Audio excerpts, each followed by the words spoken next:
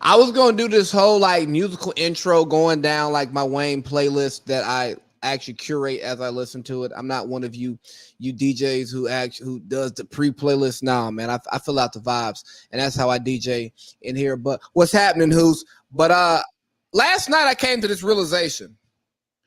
In our reality, Hove has been ducking Wayne because he's afraid of what Wayne would do to him on a track if they work together properly. Yes, I know you got Mr. Carter. Uh uh Is what that else? the first collab? I didn't mean to cut into your monologue, No, but no, like no, no. That's the first collab, I think. I can't think of another song before that they worked together on. And then you got Swagger Hello Like Us. Brooklyn, but Wayne is just talking, doing a hook. This is all that, but this is all 07 to 10. Swagger Like Us. Posse cut, that shit don't count. Yeah, how does it not fucking count? They all got it's just like Forever with Drake, Wayne, Kanye, and Yeah, but like what do you mean it the, doesn't work? pot, How does it not work? when you got like it's like the Khaled shit, right? Niggas got the beat. Man, that's not comparable. I don't want to compare DJ Khaled to. No. You're saying them doing a song and it's just them. I guess you're saying, but I'm saying how does it not count when it's a fatal 4-way match for wrestling term, right? Like it's instead of a triple, or it could be a triple threat match. Hey. I'm just saying, how does it not count? That'd be like saying Chris Benoit winning the triple threat match at WrestleMania 20 doesn't count because Shawn Michaels was in it when it should have just been Chris Benoit and Triple H. Chris Benoit didn't count because Chris Benoit doesn't exist in the WWE universe. You're right. It doesn't count it counts. It's in the history, but they won't talk about it. But that's what you're trying to do. You're trying to abolish that. I say it's different because when you're talking about a song like that, like Swagger Like Us, that's T.I.'s song. Nobody but T.I. lets T.I. close out that song with that mid-ass verse that he did. Something legendary. I forgot exactly how. Yeah, bro, it was mid. He had the worst verse. He did have the worst verse, but he was also the worst. He was the least star-studded rapper on there. No, I wouldn't say he's the worst rapper because some people say Kanye is the worst. No. Because some people question Kanye when he stopped writing. No, look here. When I listen to them put out music, Kanye's better than T.I. T.I. was the worst rapper. I mean, I'm a Kanye fan. He's the best. Kanye's not the best rapper ever. I think Jay is, but like Kanye's the best artist ever. So I can see what you mean. The first rapper that my daughter ever heard was Kanye. Okay, so what song? All of the Lights. Okay. I had to find something that was appropriate-ish, not too much cursing. You know, I was trying to. I was gonna say more of. I was gonna say uplifting, but more of a pop. Like yeah, you know, that's a pop Kanye song. I mean, now all rappers pop, but like, wife didn't agree with me showing her the video at like 4 months, but I'm like, yeah. Well, you know, because they give the warning before the lights. Yeah. She liked the lights, but it's colorful, huh? It's colorful. It is, but the whole thing I'm getting at is we get to see Wayne and Jay duke it out on God Did after not seeing them touch a track for almost 15 years. And this Jay-Z now, Boss Hove, he's a cheat code because he's a billionaire with Beyonce. If he puts out a mid verse, it's still good because it's Jay, because he's gonna say some rich ass shit that everybody can't relate to. And whereas Wayne is still rapping like a rapper, Jay's not. Yeah. Yeah, but why does he rap with autotune? Why does he need that for every verse that he does? Like, that is what I don't like about Wayne anymore. I don't think that lyrically he's not necessarily saying something or killing it or whatever. I think that that's like one of the biggest issues I take with Wayne today. You hear auto-tune in this? Loving what you do. Okay, but you know what's funny? We were recording the show the night that this dropped, and I think we got off and I listened to it and I was like, oh man, he's like killing it. But no, if you do, a majority of his verses have some sort of an auto-tune to it, bro. Like, it's not the same Wayne. And that's okay because things had to change. I think that's a generational thing where Wayne was prime rapping in the auto-tune era, where Jay-Z was LeBron Lakers in that era. Jay sounds the same on every track from start to finish. I agree with you. His voice, there's no difference. Even Kanye, to me, sounds different when he raps as opposed to like back. Drake sounds different too. Jay-Z's like the only person that his God did verse sounds just like Dead Presidents in a sense of his voice and cadence. Everything remains the same. You wouldn't know outside of the beat. You wouldn't know when it was recorded in a sense of his lyrics. That's fair. So let me tell you, let me close this out and we can talk about Wemby. You know how I know Jay been ducking Wayne smoke? Go ahead. What's the reason? Do you really think Khaled sent out that God did verse to Ross, Jay, and Wayne and said, give me your verses, and then he compiled the song that way? Or did he send it out? Jay got to listen to Ross and Wayne and then do his verse. Jay's in a position of power. They all, to a degree, should be. But if Khaled, let's say that Khaled came to them each individually and said, hey, I got a track. I'm going to have, this is my vision. Let's say Rick Ross, the first person came. We're going to have you, Wayne, Jay. He said, done deal. Because he's obviously done some of his bigger hits have came with both of them individually. When he goes to Wayne got like the God, like, you know what I mean? Like all this extra stuff. Hey man, I got Ross, you, and Jay on a beat. What's up? And he was like, man, I'm gonna kill it. And then I think that when he got to Jay had to get the clearance of knowing, okay, they're for sure on it. What's the beat? What is the name of the song? Is there a hook? What's the hook? Who's doing the hook? Because think about it, they don't do the hook. It ain't like one of those songs. We know Khaled's not doing anything but saying we the best. God did. Like that's all he's doing on the record. I think there's a chance that Jay did hear Wayne's verse. I have to think that Khaled made it to where Jay, because Jay's verse is 3.5 minutes. It's a song. So it's kind of like there's no way he just heard his verse, his 45-second to a minute verse, and then was like, I'm going to give you 3.5 minutes of verse. I don't think that that's the way that worked. I think Jay went into the studio and did what he wanted to do to make sure that he won. And I don't think he has it in him to go 16 for 16 on a song with Wayne today.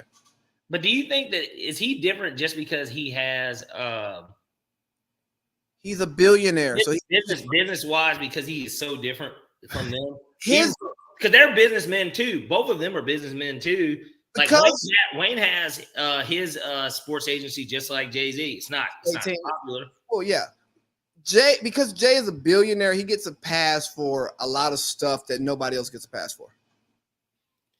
So, and the reason I bring this up, and I'm about to bring it up now, which is funny. I think that we had put this in our notes too. You might have not had it on the board, but do you remember when it got brought up that rap getting compared to the NBA and how we were like, man, it's like that's been being done, and somebody had brought it up. Yeah. So my point is this. This is an NBA player, a former NBA player that is known about a lot. Ulysses Junior Bridgman. This is a dude that like bought a bunch of like chain restaurants. Wendy's. Yeah. So this is my point. He's a businessman too out of the NBA, and he's still, based on what I just looked up, he's fourth on the list of net worth of NBA players all time. And his is at 600 million. But he's not a known, like, I don't know who the fuck Junior Bridgman is. A, because he didn't play during my era of watching, but B, he wasn't a significant type of all-star. Who's number one? Come on now. You know who one is. And one's gotta be Jordan. And what got him to number one? What got him to number one? He's the most popular. What got him to number one? His greatness on the floor. What else? Nike. Right. And People will, Gatorade. hold on. Let's throw Gatorade in. People will use the Nike and the shoe sales as a ode to Jordan and as a knock on LeBron. It has nothing to do with basketball. Yeah, because his shoes look so much better than his, and more players want to wear them. It has nothing to do with the product on the court. But niggas wear LeBrons. I'm just saying niggas will say that MJ, better shoe. Kobe's got a better shoe. Well, yes, but Kobe's not in the good argument. I don't, as weird as it sounds, Kobe's got like a cult-like following, but it's a huge cult-like following. But like, he's not. I think LeBron is more popular than Kobe. Well, yes, Kobe doesn't belong in this conversation. RIP, no disrespect. No, I'm just saying. Yeah. I'm saying Kobe has Nikes and his shoes are better too. Absolutely, and he's Jordan number 2, right? But, so like, it's like, so what people, they were neck and neck at the same exact time. Most people will not. What makes the difference? Kobe's got more rings. Well, because Kobe doesn't get to be in the GOAT conversation, honestly. Like, why not? I don't know. I don't create the conversation. We're not having that conversation right now. But the point, no. We're going back to rap. We're going back to rap. Right. The way that people use Jay-Z's billions, they use MJ's shoe sales as to make him the GOAT rapper. And it goes, no, nigga. Does the music sound good? Do people consume it? But I'm not trying to be the but guy, but like, okay, Mr. Ass Man. Kanye, obviously now, I guess based on what Forbes says, isn't, but Kanye was worth more than Jay, and that's his student, right? That's Daniel's son taking over Mr. Miyagi. And a lot of people, most people, because he's a producer and he has his hand on more stuff, plus his business stuff, like most people will put Kanye ahead of musically. I do. I mean, I do. I don't think that Kanye's a better rapper, but if we're putting, like we just talked about, Swagger Like Us, even the song, he's a better rapper than T.I. Like Kanye, too, could have, the same argument I'm trying to make about Jordan, LeBron, Kobe is the same thing I can say about Kanye, Jay, Wayne. I guess is what I'm trying to say. It's the same argument. You're right. So Kanye is the understudy that becomes really good, who has an argument for being better, but most people won't allow it. And let me tell you, and it's the same thing with Wayne in a weird way. Most people think that Drake is a better artist. He is a better artist than Lil Wayne. He's a better artist. He makes better songs than Wayne. Some might think he's a better rapper. Well, they're stupid. Some. I'm not one.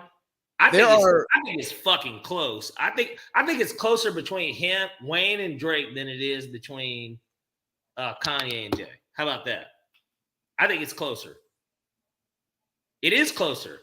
Some people used to think that. Yes, but I say some people, I can't put names. No. I think that Drake wrote for Lil Wayne during that era. Like people thought that Drake was writing for him. Well, people think a lot of shit that's wrong. Drake and Wayne are definitely closer than Jay and Ye. From a lyrical standpoint, but if you go like composite score, Wayne and Drake win. They have a higher score. Lyrically they have a higher score than lyrically, and that might be the only place that they beat them. Lyrically, yes. Yeah. Like, and it's still close. It's still close. It's still close. Like, but composite score, Kanye and Jay win. And it's not because they're billionaires, though. I just don't think it's because they've had success outside of rap. They've had way more success. Like, I don't think that that's the reason. I think that the art of what it is that you put out and how you presented it during its time and how does it age matters way more than, damn, this was such a crazy thing that happened at this time.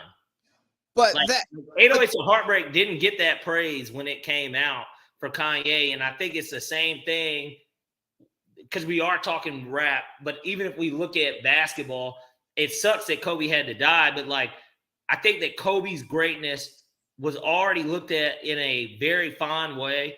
But I think that more people do put him over the edge because he isn't here and because of what happened and how it happened to him. I do think that adds to his legacy because it's like, we don't even get to hear him. You get to hear all these talking heads on ESPN, but you don't get to hear Kobe talk about it. Like, we don't know what Kobe challenged Giannis on Twitter, right? he got the MVP and he challenged him. He said, but what about the ring? Or he challenged him. Either way, Giannis accepted the challenge and Giannis got it done. I guess is what I'm saying. And there's a mystique about Kobe too. He's got an Oscar. There's like a lot of shit that gets added in to why he's a part of that GOAT conversation, in my opinion. Go ahead. Well, you know, opinions are like assholes. Everybody has one. You know, and hey, some people give a shit. You know, there's a lot of opinions on Wemby. I don't have one yet. Me neither, because he's not playing competition. He's not playing what his competition is supposed. He's not. Hold on. Before you go, he is. Hey, check this out. He's not playing in the NBA yet. In reality, right. That's not the NBA. So Victor Wembanyama made a summer league debut over the weekend. He had one game where he didn't play great. He had another game where he looked really good. And people who get paid to talk about sports had a lot to say about a lot of nothing, if you ask me. So Parlay Pete, give your take on what Wemby is, because I think we can keep this segment shorter than for sure. I'll tell you what I did take away, even from his first game. I didn't watch the second game, so I didn't see it. I just saw the stats. But what I can say, I think it is true that he will be much more of an elite defender to start his career off. And I think that that's a lot of what people thought Anthony Davis was too when he got started. More people were like, yeah, because people got to remember, Anthony Davis was not this elite offensive player at Kentucky. Like, he was not a 20. Nobody was like, oh, yeah, he's going to be a 25 and 12 guy. Like, that's his, like, career thing. I think that he – Hold on. Nobody would have thought Anthony Davis would have had a 27 and 12 in the Western Conference Finals, and people say, AD's got to step up next year. Was that his average this past yes. WCF? Okay. Yes. Well, probably because game one or game two, I think they still it's game two that they won. No, they didn't win any of them. Game two was the game that you're right. They got swept. No, game one was the one he started really slow.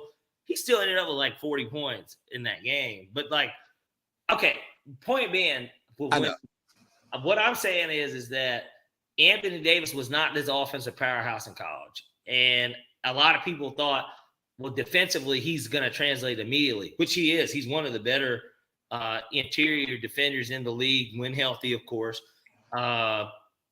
He's a guy that's been in the running for Defensive Player of the Year and has been an all defensive player before. So I think that Wemby, when he gets started, is going to be that, because that was the one thing I noticed that, yeah, it ain't James Harden going to the hole. It's some nigga named Smith or something going to the hole. But, like, at the same time, I can see his defensive, like, shit. He had, like, 5 blocks that first game. That's a lot of blocks, man. Like, people forget that Brook Lopez led the league in blocks this year, and it was, like, 2.9.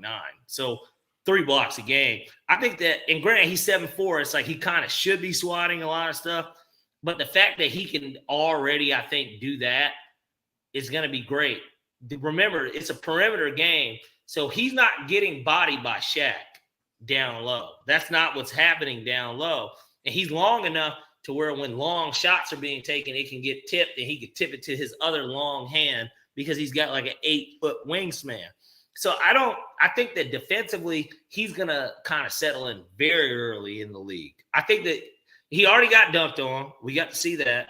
I think that that's going to happen. But offensively, his game will get better because of spacing. We're going to find out how good of a shooter he really is. I think it's really what this boils down to. That's going to determine how great of a player he's going to be.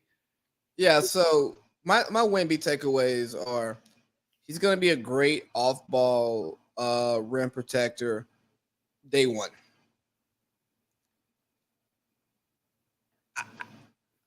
I think Jokic, I think Joel Embiid, if he has to guard one of them like one-on-one, they eat his lunch. But as an off-ball help side defender, he's going to be amazing.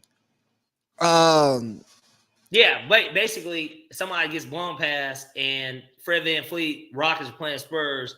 He goes up and throws some shit up. It's gonna be in the 5th row. I think he's gonna be able to block the shot and defend the alley-oop at the same time. Yes.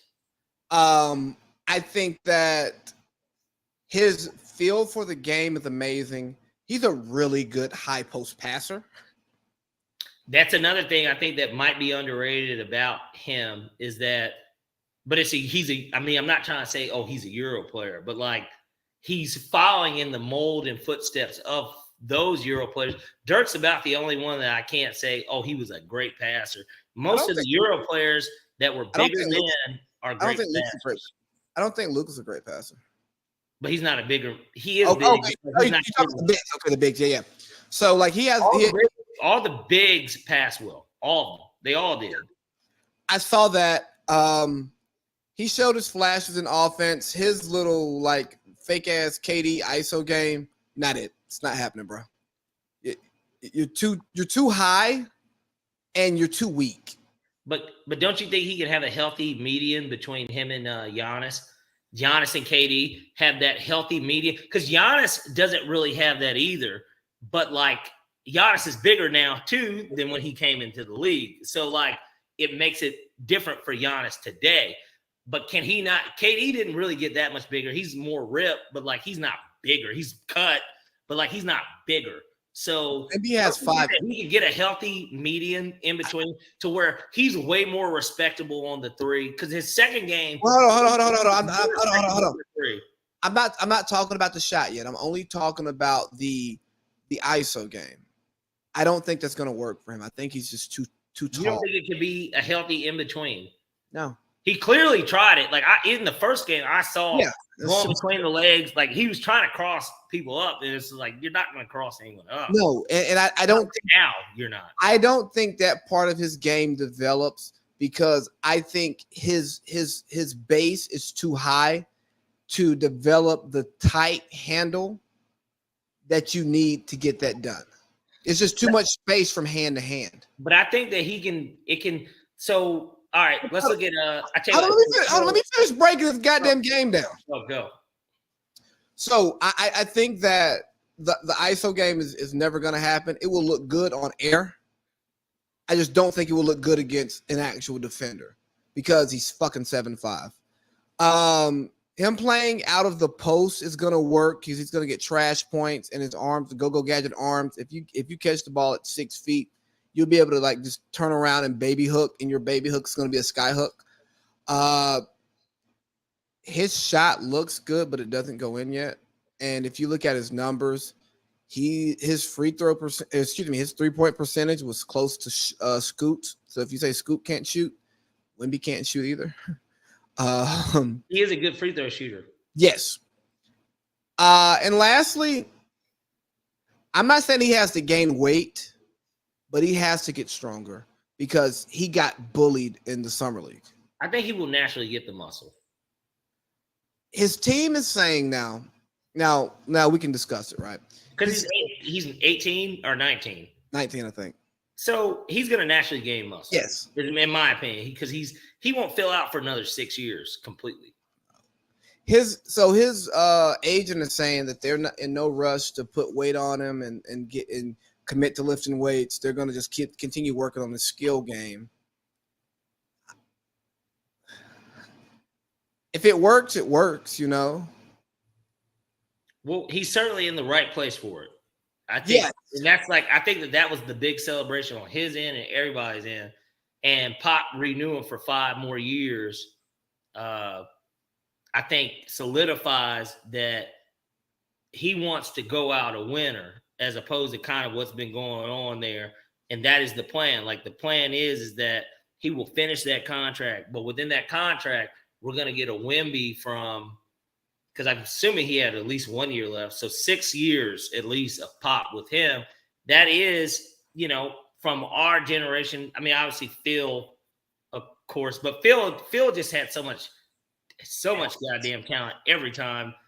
It doesn't take away from Phil as a coach because clearly when he left the Lakers and then comes back, they win. So it's like clearly he's like Phil is like Spo, but better. Or not better, but like I think Spo does more steroids, like a steroided Spo, because that is what he is. He knows how to manage talent. I think Phil is better than Spo, but I think Spo is better with less than Phil. Correct. All right, I'm with you. I agree. So as we close out this topic, My stance on Wemby is I don't know. And like I said a couple weeks ago, it's okay to be late to the Wemby party. You don't have to be at the club while they're setting up, while they're sound checking. Like you can get there when it's already jumping. You know what I mean? You can get there Right. when DJ2 starts playing because we don't know. And if you think you know something based on what you saw in summer league, you're lying and you just want it. You just want to take so you can go back to it and be right. Exactly. Real quick, not a conversation piece. I just want to throw it out there. I called Jabari Smith a bust, and then he went on to score like 71 points in his first 2 games. And he just looked head and shoulders better than the summer league talent, which is what he was supposed to do as a second-year player. And his on-ball game looked the best that I've ever seen it. Again, competition is not NBA competition, but he's there to gain confidence in the parts of his game that he doesn't get to do in the regular season. Right. And I think he looked great doing that along with Keegan Murray. You know, somebody in the group asked, like, why is Keegan Murray playing summer league? And It was me. oh well, it's to work on the parts of his game in game format that he can't work on with the team. And look, I asked it because he was starting, but the same thing I could say happened for Tyrese Maxey because I remember I actually lost a parlay because of it. Degenerate, I know. I'm betting on summer league, but literally the Hawks were playing them in his second year, or what he was coming up on his sophomore season, and Tyrese Maxey played, and I was like, "The fuck is he playing for?" Because I was like, he didn't, and he's not. Keegan Murray, I felt like started a majority of the year for the Kings, and they were a playoff team. I guess the Sixers were too, but like, I don't know. Maxey, it was just a little bit more difficult to see. But with Keegan, it was just a little bit more shocking because it wasn't even the Vegas Summer League. It was like the intro preseason. It was pre-Summer League preseason. Like, it was crazy. I'm just like, man, this dude had a 25-point game, like, not in the playoffs, because he actually did not look good in the playoffs. But, like, he did have like one of those games, like late, like games that they needed to win to shore up a seed. Yeah. And so I was just surprised to see it. And plus, he's a guy too. He's not skinny. Like, he's not somebody that needed to develop a certain type of body. He kind of has that mellow body a little. Like, and his game is a little mellowish too, if we want to be honest. He's not mellow, but like that's kind of like his game a little. Can I hear the church say amen? I mean, I don't like, am I right? Like, I've not watched enough Keegan Murray to tell you the truth. He's really good at Iowa. You know, I don't watch that sport. It's good to watch when there's good players and really good teams. But they rarely play against each other. They hope to in the tournament. That's the point. Rule changes. What are your thoughts on a second challenge if you get your first one right? I mean, it's just like it's not like the NFL, but it is. If you get think about it, if you get 2 challenges right in the NFL, you get a third. So I'm not mad at that. I think that's a great rule. I think why not? Especially because I would think that there are more mistakes made in the NBA than there are the NFL, because the NFL does use instant replay on all scores. So now, granted, NBA, there's too much scoring to where if somebody gets fouled, you can't really replay it, or if you call a foul on an offensive foul or something, like, it's just too much to really stop the game to do it. So I like that rule. Yeah. Okay. I like it because I think coaches hold their challenges to the end of the game when there are obvious calls that get missed in the beginning of the game. So I think that second challenge will allow coaches to challenge more important stuff early in the game. We got the NBA Cup, the in-season tournament, CONCACAF, Champions League. Some shit that Charles Barkley may or may not shit on, depending on whether or not he gets a phone call about it at the beginning of the year. Some shit that Shaq's gonna say that doesn't get you G14 classification. Um, it's a way to try to invigorate players to play in games that the teams consider that don't matter. It only matters more to the bench players or the guys that are on rookie deals. Yeah, because what is 500,000 to LeBron? That's more taxes he got to pay.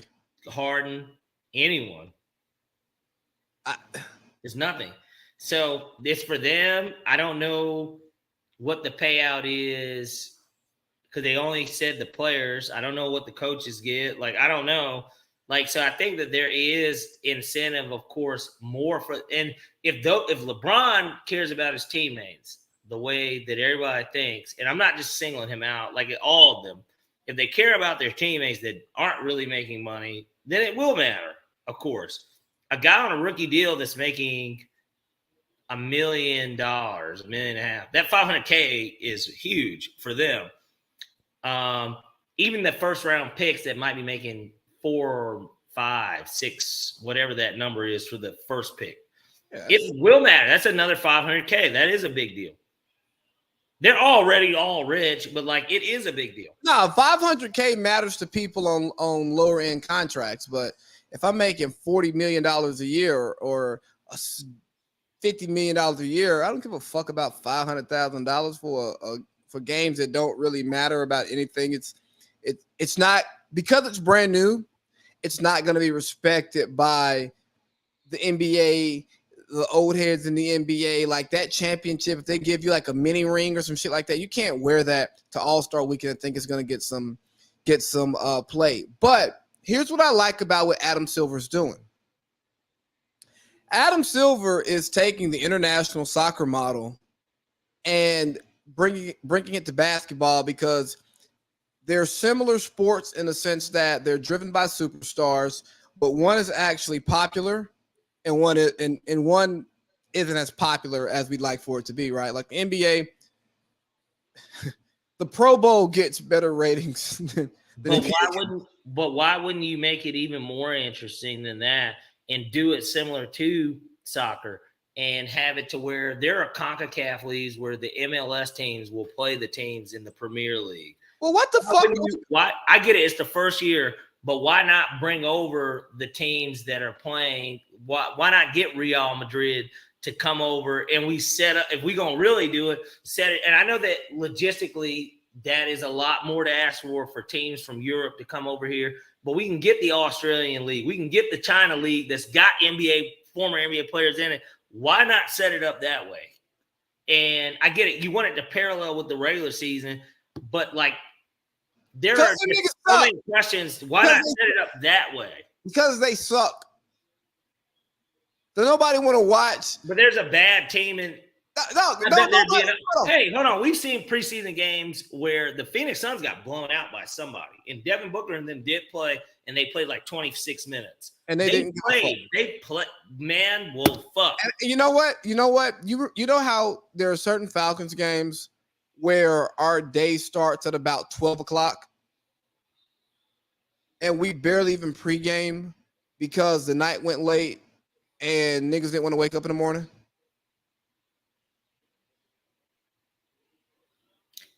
Like the mornings where Justice wakes us up because he just comes in. It's just like, y'all niggas getting up. Those mornings, that's what happened to Phoenix that night. It doesn't matter, Lee. This is what I'm saying. I don't want to watch niggas who got blown out. It wasn't close. They lost by like 20 points. Because they didn't give a damn. And they were hungover. Hey, and it wasn't a 15-2 run in the last 6 minutes of the fourth quarter. They were down the entire game. I'm not trying to watch the people who can't get into the NBA play against the best people in the NBA. Sorry, like they had Wemby play the G League Ignite. They did not have him play the OKC Thunder.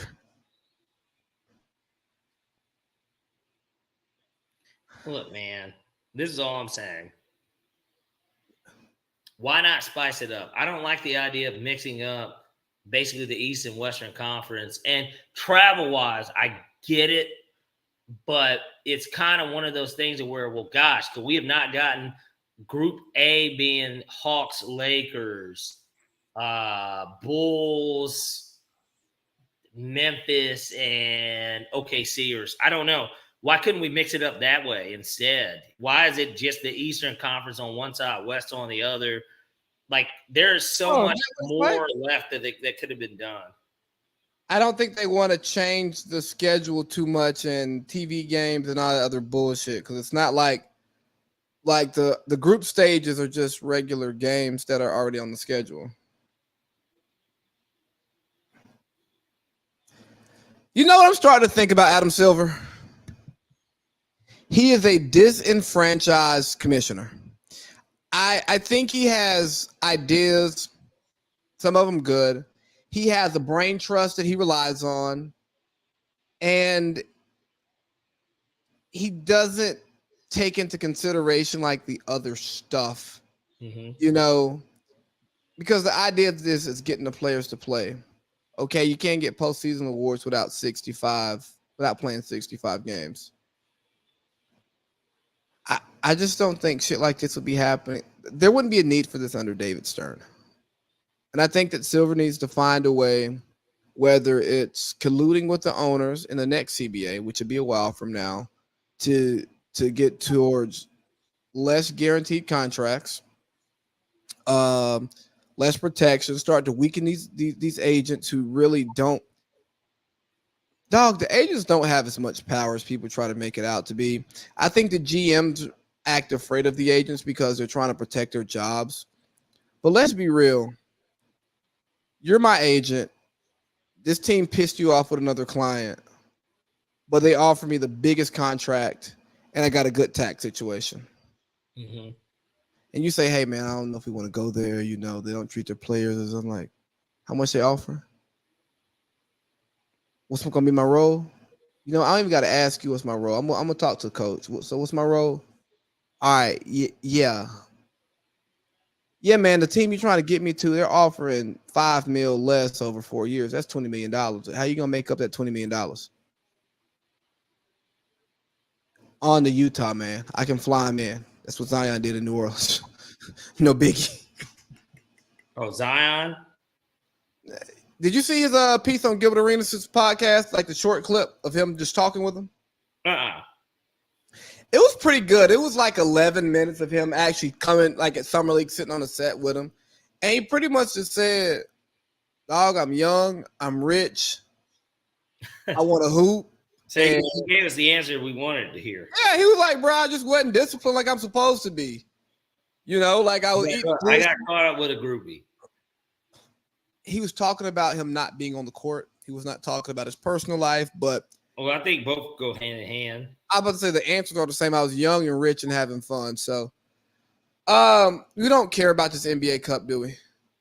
No, in reality, I think that unless they sizzle it by adding stuff like that it doesn't really, what is it? I mean, because it's intriguing, even though we know from a bet, I tell you what, from a betting standpoint, who's the worst team in the NBA? If the Detroit Pistons of last year, let's say Cade's hurt or something, if they play against the best team from China or Australia or, you know, from Euro Cup or they are not Euro Cup, but the Euro League or like the I'm playing 2K that day. Nobody will be right where David came from. If you're playing the best team, it is interesting to see it. Plus, it'll shine light on these guys that have not been in the league that are good Euro players or overseas players that can play, that do get into the league when they're 30, like the guy that signed with the Kings that was the EuroLeague MVP. It shines light on them so that we can see it. Or even a Wemby, somebody that's 17 that is playing on this team that is supposed to be the number one pick in a year or two. We get to see them early against the competition. I just think that it makes way more sense for them to incorporate that if we're going to make it a cup style thing anyways. I just don't think there are enough people who are interested in that outside of gamblers and diehard basketball fans. Well, then fuck. But who's in it into it now? Is what I'm saying. Like nobody. I don't know. Here's one thing I heard today. maybe they're trying to create this cup as a separate package to then sell off to TV networks. Last thing in basketball, do you care about LeBron saying he's back? No, because we already knew he was coming back. So, all right, man, that's basketball. Trying to get to a little football. Oh, well, you know that there's never a bad time to talk that. Well, I'm going to open up with the lesser of the football sports, college football, because I think it's very important to discuss what happened at Northwestern. Player raised a complaint. The school decided to do an independent investigation. Let me tell you what, when a large institution does an independent investigation, don't buy it, okay? Because they're paying the investigators to investigate them. Right. And Northwestern, being a private institution, they don't have to publicize what comes from the reports. Pretty much what happens, the investigation gets wrapped up Friday. The president of the school decides to suspend the coach for like 2 weeks in the middle of the summer when it doesn't really matter. And it's not like Northwestern has to be on the road recruiting like Nick Saban because they have a certain type of player that they recruit. And that gets into this later. For those of you who are media savvy, you understand that if a story gets dropped on Friday, it's because they don't want it talked about. They want it to go into the weekend and then get eaten up throughout the week. Well, the player who raised the complaint then went to several media outlets once he saw what happened. He wasn't happy. And long story short, the national media got a hold of the story, caught like wildfire. Then I don't even know that coach's name right now off the top of my head. I can't think of it. He gets fucking fired on Monday. Now, the president did not have any new information between Friday and Monday. He only had the media. He only had the bad PR. And I kind of want to layer this conversation. I want to talk about hazing. I want to talk about the responsibility of the coach in making sure that stuff like this doesn't happen. But first, I want to tell you that the president of Northwestern might as well have been complicit with what was happening, because if you fire the guy one business day after, you suspend the guy because of the public relations nightmare that comes from it, it means that you knew what was happening was unacceptable, but you were very careful. You were very comfortable keeping him on your campus, a representation of your school, bringing other young boys into that allegedly toxic culture. You're complicit. I'm sorry, dog. You are complicit because if you actually didn't believe he did anything wrong, you would have fought that PR shit, because guess what? People are still going to go to Northwestern. It's a great university in this country. And football players who can't go to real D1 schools but have great grades are still going to go play there because they want to keep playing football and they want to get a great education. You're complicit because you actually don't give a damn. It's like the Ray Rice thing. And Harbaugh and the fucking Ravens organization want to fucking start caring the second that the video gets leaked. Oh, they had the video, 6-game suspension or 2-game suspension. All of a sudden, the video comes out. Well, the max we could give him is 6 based on the CBA. So 6 games, and the guy never plays again. Yeah. Hey, dog, if you ain't shit, tell me you ain't shit, right? I was telling a friend earlier this week, I don't not know dude for being a simp, right? If you want to be a simp, if you want to be a John, and you want to come join, you know what I mean? If you want to be a part of John's Nightwalker, I'm really thinking about coming up with some merch for John's Nightwalkers, by the way. I think it's catchy. Hey, look what I'm drawing. I do 2 lines through my notes. Let's go ahead. But if you want to be a John, don't get around your guys and say you don't trick. You know what I mean? Yeah. Well, you're lying. Yes. So if you want to, being a liar is worse than being a John. Exactly. Own your Johnness, unless you're around women who don't want Johns, because then, like, if you tell them you're a John, they're gonna expect you to be a John. The only thing worse than being a liar maybe is a cuck. Because then you're so brutally honest, which I guess we will get to cuck conversation maybe a little later. But maybe. Yeah, I think being a cuck is like the worst thing a man can be. And there's a prime example these days. But go ahead. That video released today. But long story short, have you? No. Okay. I'm not paying for this shit. Well, you don't have to. Reddit exists. I mean, Twitter does too. I've heard. I don't use Reddit. I don't know. I'm just saying. I don't know. I heard, but no. The institution in itself is complicit, and they didn't care because he is an alumni from there. He's been there for 17 years. They've actually had some pretty good seasons, but as of late, they fucking suck. And maybe you fucking suck because you have a terrible fucking culture. Dog, I've participated in some dumb locker room shit, but I'd be damned if somebody say, "Hey, Lee, naked bear crawls." Nigga, what kind of gay shit is that? Why am I on the fucking field bear crawling naked? What's the training value? Sounds like someone wants to see it. Right, or hey, y'all gonna take naked quarterback center exchanges. Kind of weird. I mean, like, don't get me wrong.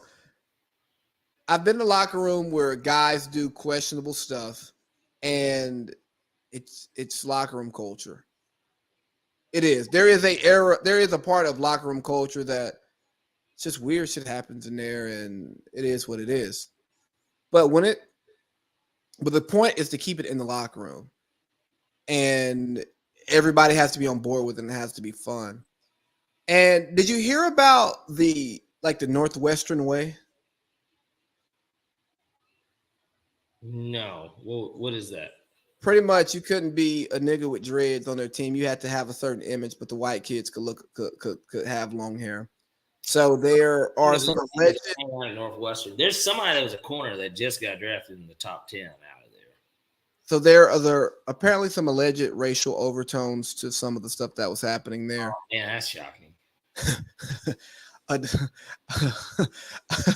private that's shocking. A private white college in Chicago who cares that doesn't really care about football. Like, they want to win games, I guess, but like it's just like Georgia Tech. I mean, is it really about winning football, or is it about, man, we can field a competitive team full of smart Alex? Like, I don't know. You know what I mean? Like, that is what those schools are. Mike Wilbon's a Northwestern guy. And what really sucks about it, the Northwestern thing is, I'm sure that there were players who dealt with the hazing because they couldn't play in the real Big Ten, but they're getting the best education, arguably, in the Big Ten. And they knew they weren't going to the league for the most part. Yeah. But they'll get to play against the league, and if they're a stud, if they think they're that good, they will look good against them, albeit they're sorry-ass teammates, you know? Hey, so what are your thoughts on just hazing?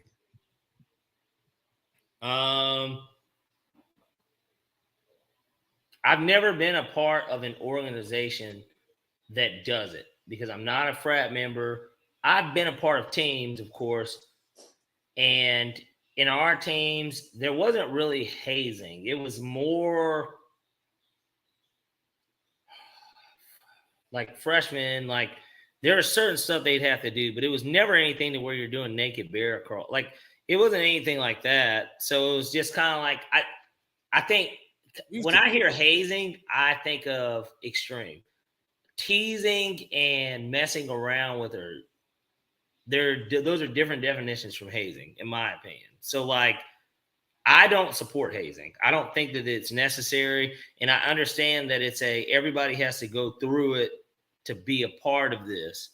But it's also one of those things where that isn't the case. I don't think that that's necessary, or that it's,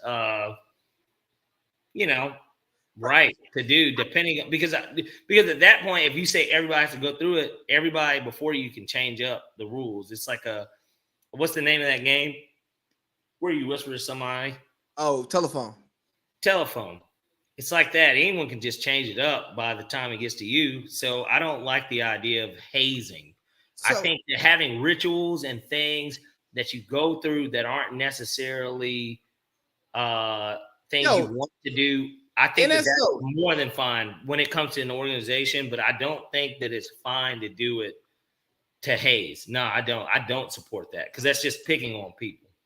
New student orientation. What we did was a ritual thing that is duplicated year in and year out as a part of becoming a man of Morehouse. Some of that weird shit that happens at graduation that, like, all right, bro, whatever. Yeah, It's part of becoming a that's an Morehouse. organization. The school itself is an organization. Yeah, it's an institution that does make you do some. Better word. I'm sorry. Organization Yeah, sounds.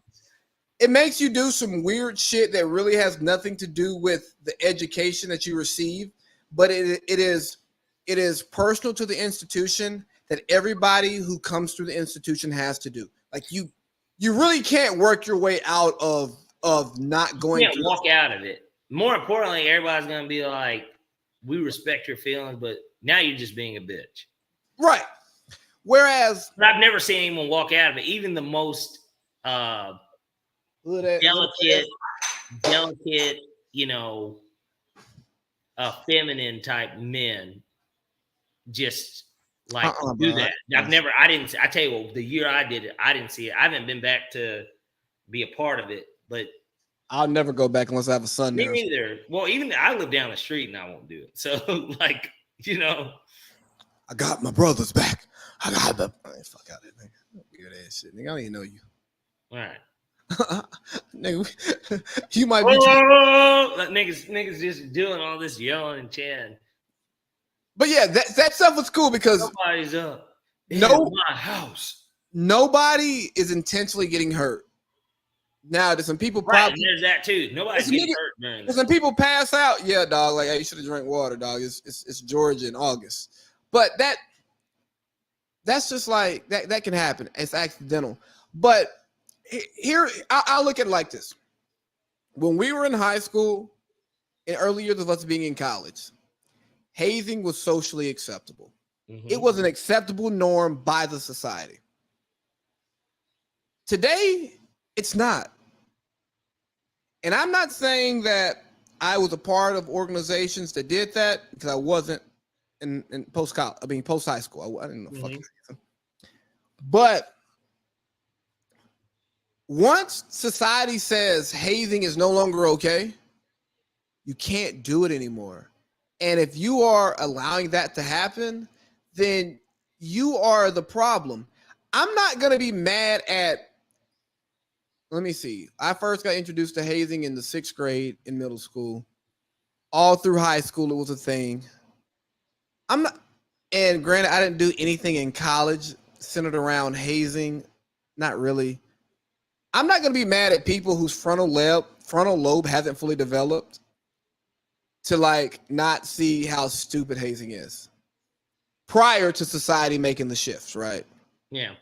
But once society made the shift, I don't know, like 5 or 6 years ago, that, hey, bro, hazing's not cool. You should respect people's feelings. Like, nigga, no. And we live in a much more Soft ass society. yeah. So We're like more receptive to people's feelings, and we care what people have to say now. I think that getting naked and doing bear crawls on the field, and obviously if the coach was in on it, like that makes it even worse. It's one thing when the players are doing it. It's another thing when like 40, 50-year-old men are like a part of this too, because then you're saying that that's your culture, and because you're the one that sets that culture. Well, that is the code, bro. If all the stuff The issue. That is the issue because that's not the school's culture. Like there was some Georgia players that did a podcast that now this wasn't hazing, but it was them talking about don't come to Georgia if you don't want to work hard. Say because this is what we're doing, and like Kirby don't fuck around. Like so, it's one thing when the coach because that is Georgia's culture. Now that is the culture. But like when you're doing stuff like that, like getting butt naked and on the field, like I mean that's a lot, man. That is a lot. It's a lot. It's a lot from a standpoint. It's one thing if everybody's taking a shower and the seniors come in and dump them with Gatorade buckets full of cold ice. That's like yes, that feels bad, but like it's harmless. That is one thing. But like, why is my genitalia and my ass showing to all these grown? Because, and especially in that conference, I mean,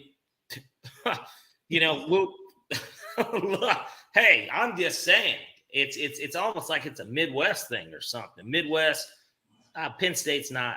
I guess that's north, but like that Midwest.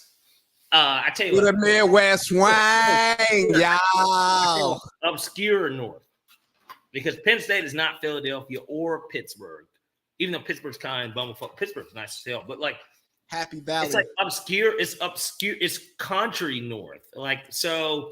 Hey, them Northwestern boys be out there rubbing each other's Happy Valley.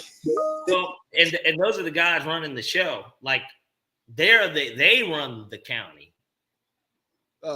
Like Athens is right down the street, kind of in a way, but like they don't run it. Like they do run it. Like the players run Athens, but like they don't. Nigga, they are not far from Atlanta. Like you can't just do what you want to do. You're not that far. Lowndes County, maybe they can do what they want to do. You was that pretty nasty the year that the chairs started getting thrown and shit. When them locals came in there, it was ready. Yes. It was wrecking shop with the UGA athletes. Yes, sir. And them muscle NBA or NFL and MLB bound niggas wasn't just shutting shit down. Boy, when I saw that chair get tossed, I said, "Oh, let me get out of here."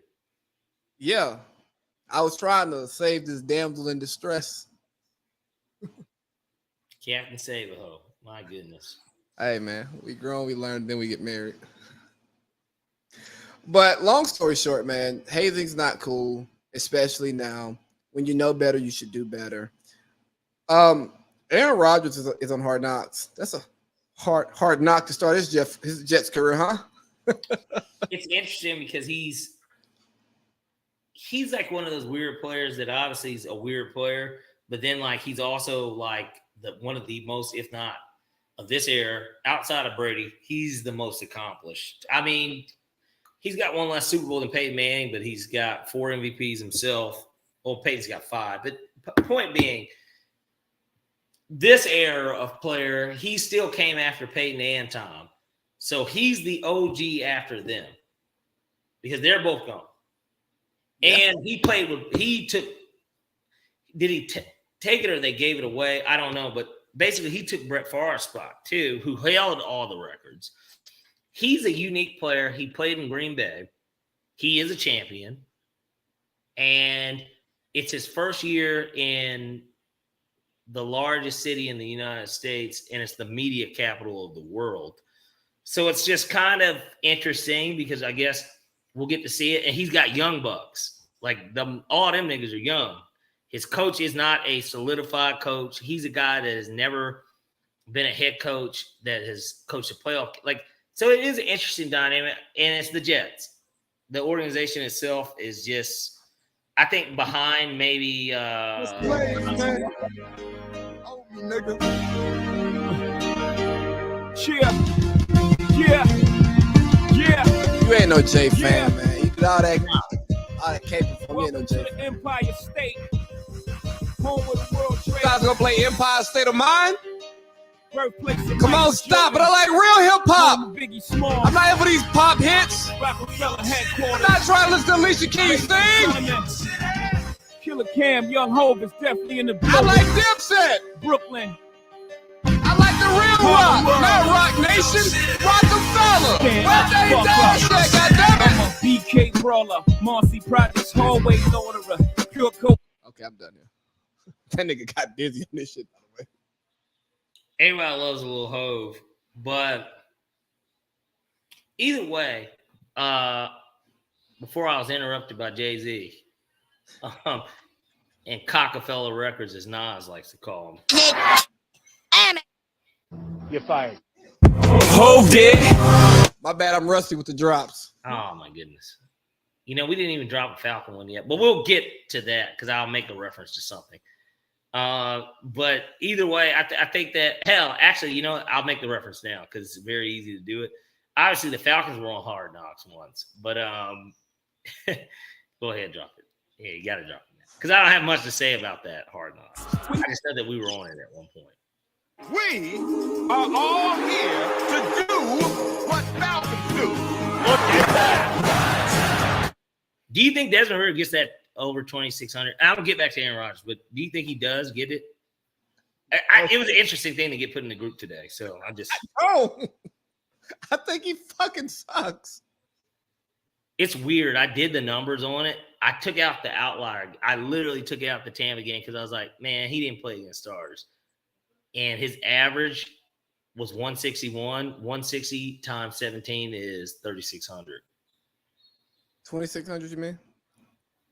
2,600, yeah. But think about that. His over-under is less than 3,000 yards. But Josh has a good point, too, because he literally – who's to say that he does finish the season? Like, I think that goes into it. There's a lot that goes into it. But either way – How the best quarterback on the roster? He is, that we know of. He is the best. I think that we are 8-9, 9-8 if we just start day one with Heineke. I think we can be 10-7. I think that's like the best that he can give us. It's not because he's done it before. I think that this is the better roster than what he's dealt with in Washington. That's my opinion. Yes. But, yeah, back to Aaron Rodgers. Hard Knocks.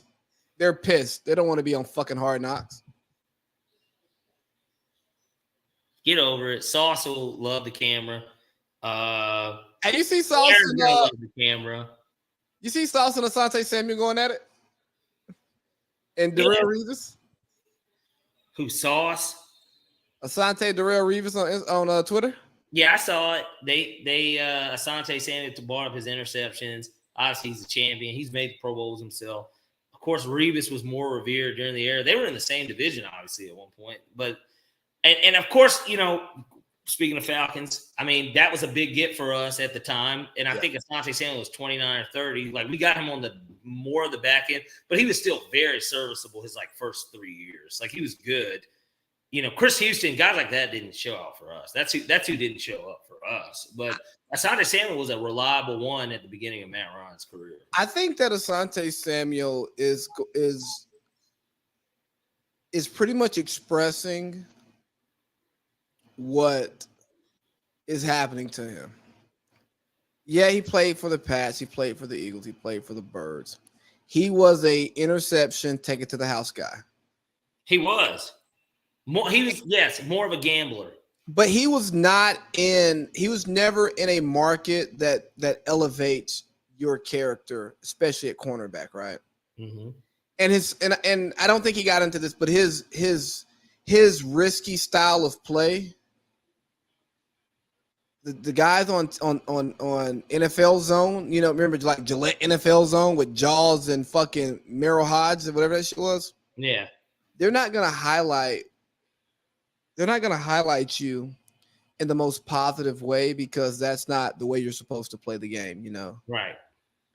And I really think that's what he's trying to say is, a lot of you people who talk football don't like the way that I played football, so you are not evaluating me properly. Yeah, the New York media. I mean, which, like we said earlier with the Jet, that's the media capital of the world, so that is who's talking about it. Yes, Revis Island was real.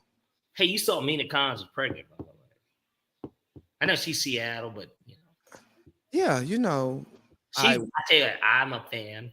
Same, you know what I say in the group text every time I see her on TV. I just thought ESPN. I don't know, but you know. Go ahead.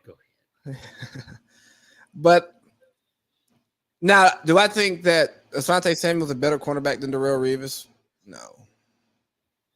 But do I think that Darrell Revis was inflated by the New York media? Yeah. Do I think his name became so great that people didn't really try him like that? So when you don't try him, you know what I'm saying? Like when you and I'm not like Darrell Revis is like probably the best corner of my lifetime. that I watched. Like I didn't watch prime. Because Dion, we caught Dion. I remember watching Dion with the Ravens. I remember watching with the Skins and the Ravens. That shit I can remember skin ball too, but like because Steve Spurrier was the coach, but like or for one of those years, he was the head ball coach. But that's what Paul Urban had a coach. Look at you taking off the damn Braves hat. Shout out to the Braves. That's what Spurrier does, though. He takes the visor off and slam that bit. I just thought because I said the Skins, and you know how that Indian stuff goes. Native. I didn't know if that's what that was. No, we stand with the Native Americans here in Georgia. Have you ever seen somebody do a double entendre reaction physically? That's what you just did. You know what? Because you got the Chief Wahoo Braves hat on, by the way, because that is those Braves. That's what there's the A logo, but then there's the Chief Wahoo logo, and that just so happened to be the Braves hat you're wearing. And then I brought up Skins, and you threw it. But I also brought up Steve Spurrier, and he does do that, and you do have on the head coaching headphones too. So you know what? That's gonna be a clip. It should be because it's true. All right, I'm supposed to be done in 5 minutes, so I'm gonna play around a little bit. But here, I tell you what. I've definitely got, because I know I came on late. Can go as long as you can, at least for another hour. But I don't know how attentive you, because we've done the show where you've done the class. Yes, and I'm gonna rewatch it anyway, so we can play with it. Okay. So Jets Hard Knocks. Here's what I think is gonna happen. I'm not gonna have that stupid sports take of what Cowherd said. The last 14 teams on Hard Knocks have only won one game. Usually, shitty teams with bad quarterbacks end up on Hard Knocks, so that makes sense. Like, typically, this was a team who wasn't good, who was pretty good last year, not a playoff team, and Zach Wilson was their quarterback, the MILF hunter, and now they have Aaron Rodgers, who is 2 seasons removed from an MVP. Mm-hmm. Like, I'm sorry. I think he wasn't great last year because he knew his team wasn't good, and he wanted to get the fuck out of there. I do think when players don't want to be somewhere, they don't play their best. Everybody. I think he lost talent off it. Obviously, I mean, Devontae Adams wasn't there. Yes. So that wasn't there. Something to do with it. But it was the idea, too, that, like, even the guys that he had to throw to, none of them, Lazard, who paid Lazard? The Jets did, huh? Yeah. But Lazard's suited as a 2 or 3 at best, and really more of a 3 if we want to be really honest. But like, I guess it'll be the 2 there. But like, he's really like a 3. He's a good 3. He's a average to below average 2. Yes, and that was the one. And none of the rookies caught on until Watson did halfway through the season. Well, yeah, Watson dropped behind the 8 ball by that point too. And Watson dropped that pass game 1, and Aaron's like, I'm not throwing to you again. Yeah. So I think he's going to be a much better quarterback next year. But speaking of quarterbacks, Andrew Luck is now eligible for the Hall of Fame. And because it's the dry season in sports, the media needs something to talk about. And so some people have questioned whether or not Andrew Luck should make the Hall of Fame. And my initial response is fuck no. It's a hell no. I listened to fucking Cowherd talk about it because he's an Andrew Luck guy. Yeah. Like if Cowherd has nudes and someone told me Andrew Luck has them, I would believe them just of how much praise he gives Andrew Luck, right? Mm-hmm. He said he shows up to the worst team in the NFL. And he goes 11-5, 11-5, hurt, then like 10-6, right? Mm-hmm. And gets him to the AFC Championship. Mm-hmm. That sounds good. But that team was 1 year removed from a Super Bowl appearance, if I remember correctly.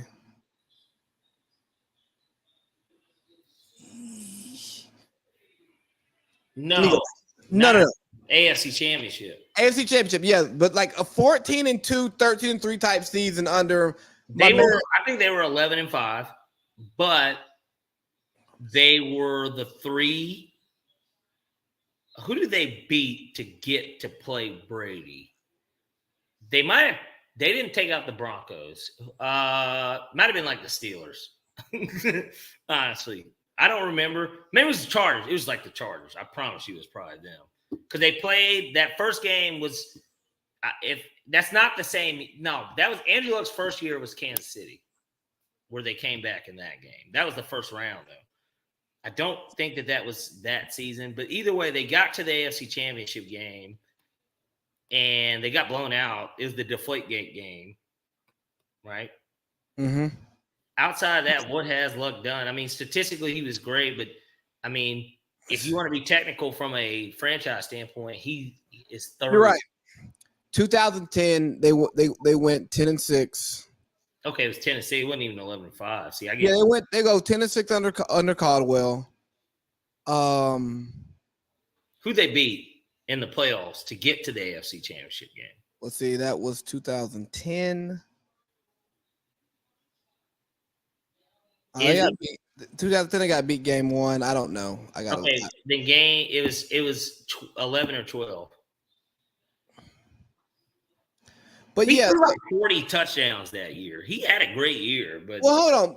But I want to talk about this idea that Luck went to just a shit franchise, a shit team where they go 10-6. Peyton Manning can't play anymore, and I remember there's like the OC got asked one day, like, "Hey, you're not letting your backup quarterback get any throws."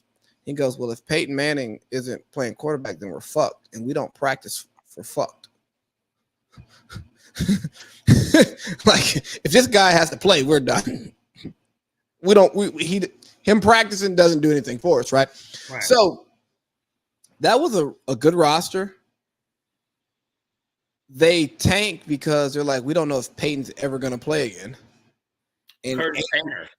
And Andrew Luck is coming out. Curtis Painter was their quarterback that year. And it's funny. Go ahead. You said Curtis Painter? Curtis Painter. That was the starter that year. It's funny. I remember it because, it was Julio's rookie year, and he caught his first 2 touchdown passes against Indianapolis. In that game, it was Dreadhead Julio.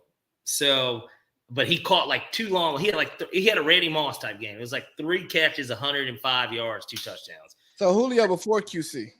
Yes. Before he was still a Bama guy at that point. And actually, another fun tidbit. My brother, he was a huge Peyton Manning fan. Of course, my mom, big Falcons fan. Big reason why I am one too. They went to that game together. So it's a memorable game because of those 2 things. Because I would specifically remember being at home and watching it. It was being a blowout. And then I knew that my oldest brother and my mom were at the game. And my mom loved it, of course. But they have like a picture. There's a picture frame that my brother has of them together, and it's framed, but it says like "Mom's victory," I guess, like over him. But it's a big deal because we were good at the time. But the expectation when the tickets were bought was that maybe Peyton was going to play. I don't remember when they ruled Peyton out, but it was after the schedule came out. He didn't get like surgery in like February. It was one of those things where they tried to work it, and then it just he needed to go overseas. He needed to get the Kobe Bryant treatment and go to like Germany for the surgery. Or maybe he's a Shaq type of guy who likes to get his surgery on company time, or Scottie Pippen. Could have been. I mean, Peyton doesn't strike me as that type. But then again, I mean, look, he made plenty of money. Yeah, so Cowherd explains how he turned. 1 second. How he turned the whole organization around. Summer League update, by the way, before you say that. Pelicans are playing the Hornets. The Hornets scored 5 points in the first quarter. Continue. How many points? 5. So 10 minutes worth of action. They average half a point per quarter. That's pretty disgusting. With the second overall pick on the floor. Just interesting to me. 5 points. I mean, think about it. That's either an and 1, 5 free throws, 2 field goals, an and 1, a field goal, 5 free throws, a 3-pointer, and a 2-point. I mean, that's the combination of scoring. We can name them on one hand. the combinations that they could have had to get to that point. That's just interesting to me. If you've got the second best player taken in the draft, but NBA. No, so Tuesday, Wednesday, Thursday. yeah, no. So nothing for Andrew Luck as a Hall of Famer. No, hell no. Why would he be? He Give me won. like if there's a reason that can be given, I can listen to it. You can't even give a reason. He didn't play long enough. That's being the number one reason why not. Number two, he didn't win anything even in that short period of time. Like he didn't Barry Sanders his way through. Like Barry Sanders, 10 years, 15,000 rushing yards. I mean, that's a 1,500 yard average over 10 years. Luck played like 7 or 8, and he might have 2 playoff wins, no Super Bowls, no MVPs, never was considered the best quarterback in the NFL, even during his time. Like, there's no reason he should be in. He might have 3 or 4 Pro Bowls, and that's it. And that's what you would almost base it on. He had 3 or 4 Pro Bowls. Like, and even that, in a lot of cases, isn't enough unless you have something else to go with it. Like, to me, 4 Pro Bowls is the minimum to be a Hall of Famer, but you have to have a lot else to go with it. 5 Pro Bowls even. 4 or 5 Pro Bowls. You have to have that. Well, look what the Colts are now that he's gone. That doesn't underscore his importance. I just think that it doesn't mean that he's him for Hall of Fame reasons. Like, he's not Hall of Fame him. Well, I don't think he's a Hall of Famer. Yeah. What did he play? 5 years, 6 years, 2012 to 2018. He was either great or hurt. Comeback player of the year in his last season. He left his team out to dry and quit right before the season started. I think that's horse shit.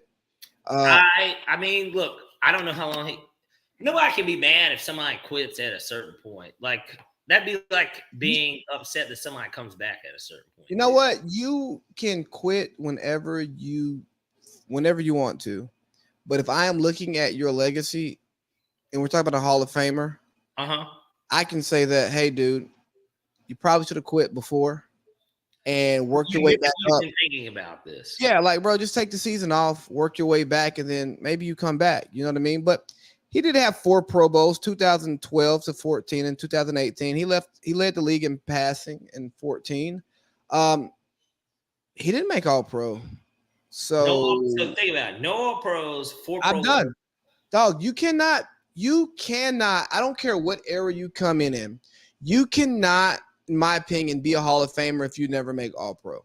If you've never been the best player at your position at any point in your career. Yeah, you shouldn't be in the Hall of Fame. I agree. I think that should be a part of it, that you don't even have to be a multi-time All-Pro, but you need to have 1 year where everybody's like, man, the Vince McMahon he was special. Like, you need to have that 1 year that everybody's like, man, he lit the league up, and it was undeniable. And that's why I hate to get into the Falcons thing, but that's why Matt Ryan, to me, is a Hall of Famer, for instance.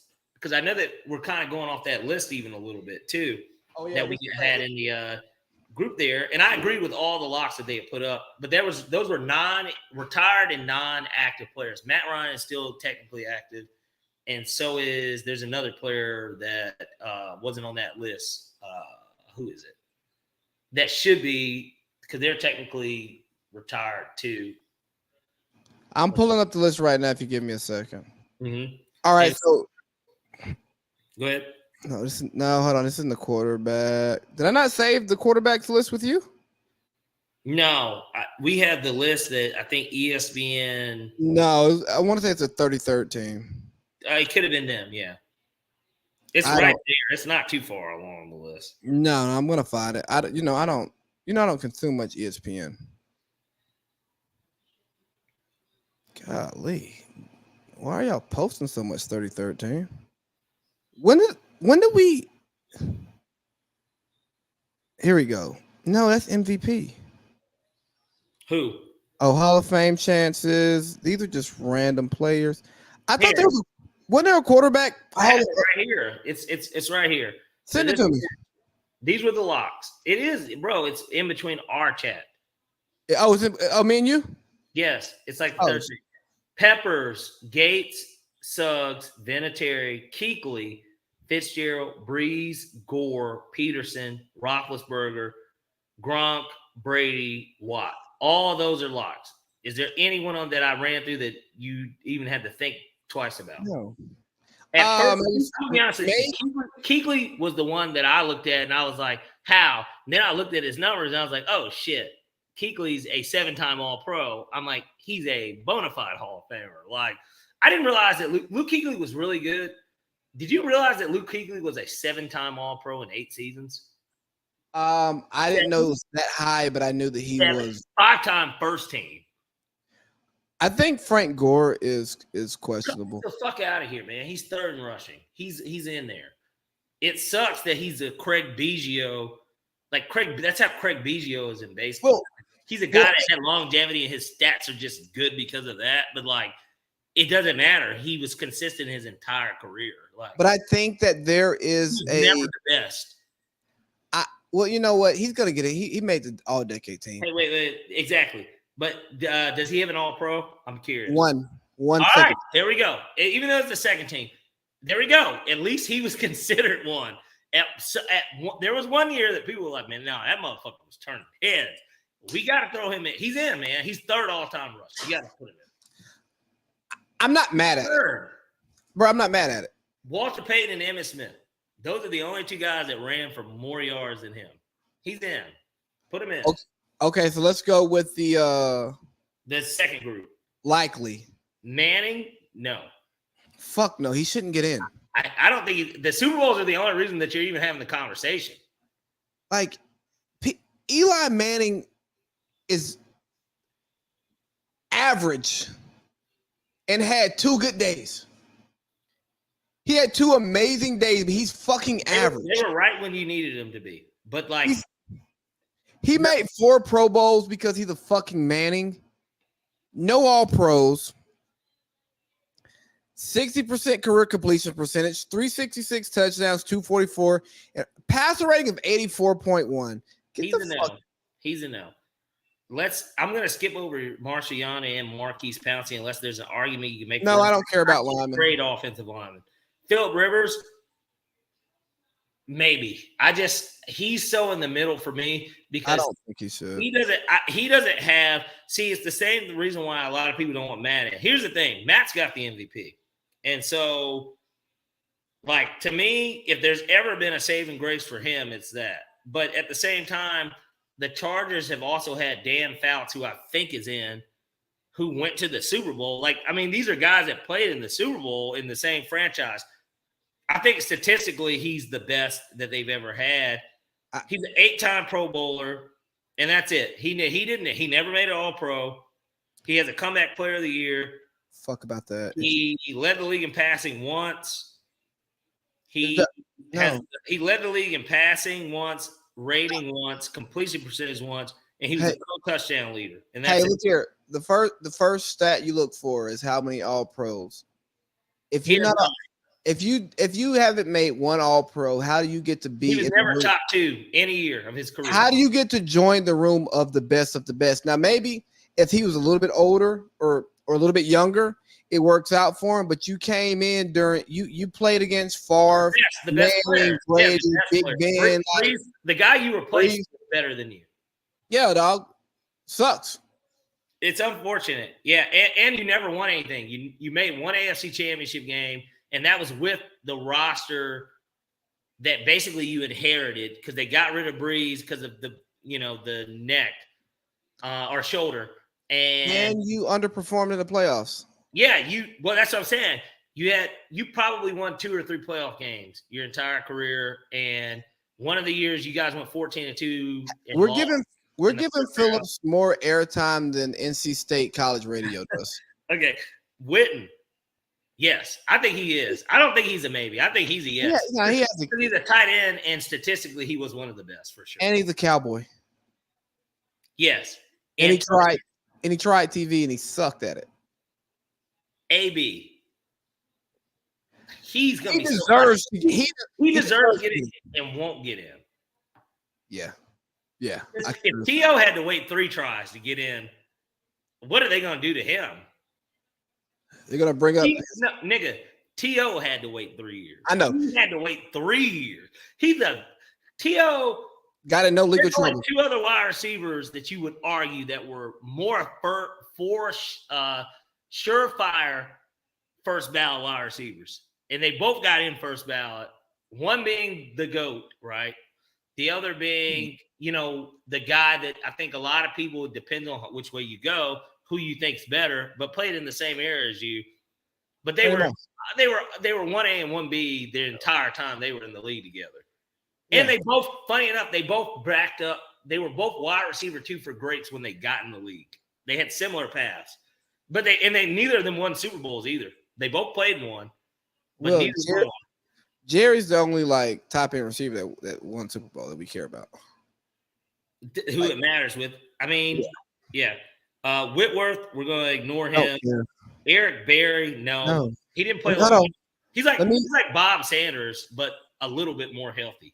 Let me look up Eric Berry's. Look it up. He's a no for me though. But he's also on the possibly list. He's not on the likely. He's on the possibly. He's a Georgia boy. He went to he from Fairburn, Creekside. Yeah, he's from here. Ooh. No, right? 3 first-team All-Pros, 5-time Pro Bowls, 2010's All-Decade team. Defensive players are graded different from offensive because there's so many other defensive players and that put up this maybe a much more similar. He played safety too. He wasn't a corner. People are dumb at evaluating the game, right? And safety's not a glamour position. But I will tell you, if he were a quarterback that had 3 first-team All-Pros and 5 Pro Bowls, he's a Hall of Famer. He has the resume. He only played 8 seasons, and he missed one of those seasons because he had Hodgkin's lymphoma. I'm thinking about it maybe a little too much then because I don't know. I think a lot of it's eye test for me, and I didn't watch the Chiefs every week, but if Eric Berry's eye test, do I think he's a Hall of Famer? I tell you what, he's one of those guys. It's going to take him a bunch of years to get in if he does. I think Arenas Williams, Arenas Williams, right? For the Rams, he played for the Rams. Williams, yeah. The Cardinals.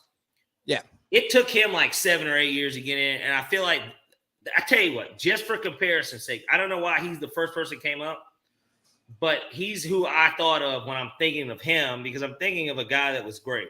Okay, Arenas Williams is an 8-time Pro Bowler and a 5-time All-Pro, and he's a 3-time first-team All-Pro. He did not get into the Hall of Fame until 2014, and he retired in 2004. It took him fucking 10 years to get in it. His resume stacks up better than Eric Berry's, and he played longer. Eric Berry can definitely wait, but if he's going to get in at the very end if he gets. If you make the All-Decade team, so he made the All-Decade. Arenas Williams made the All-Decade team. No, I'm just saying, Louisiana native too, by the way, New Orleans boy. I'm just saying, if you make Southern, he went to Southern too. If you make the All-Decade team, you're probably a Hall of Famer, right? You were. I'm just saying, it took him all 10 years to get in, Lee. And I just gave you his numbers, and they're better than Berry's.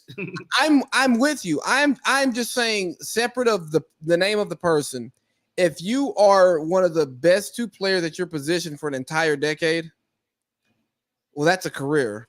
It took this man 10 years to get in. He's 8-time Pro Bowl and 5-time All-Pro. Eric Berry might be. It's not a glamour. It's not a position of we have to put him in. He was not. He was clearly the best at his position for a decade. He was one of the 2 best guys, but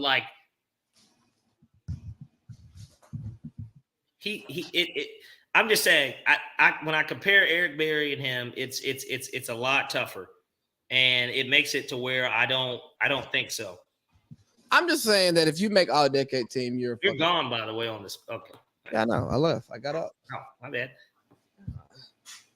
My door somehow just magically came open. Here, let's go to the next person. Brandon Marshall. No, fuck no.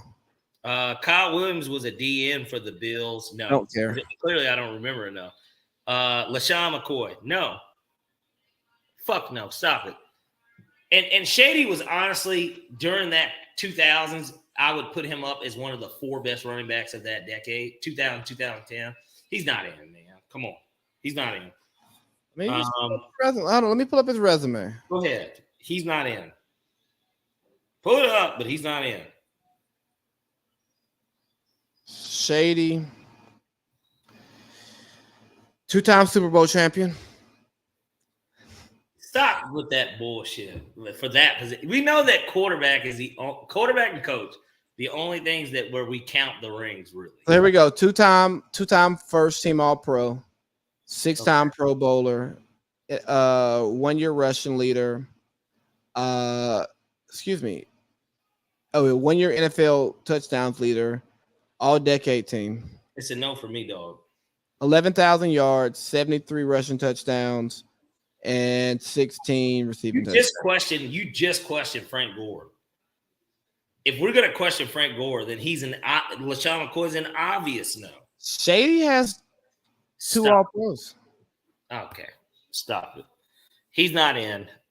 He's not in. Greg Olsen. He's a no for me. I think he's a no for me because we would talk a little about Witten, and Witten was better than him. But I think that Greg Olsen being in the same era too.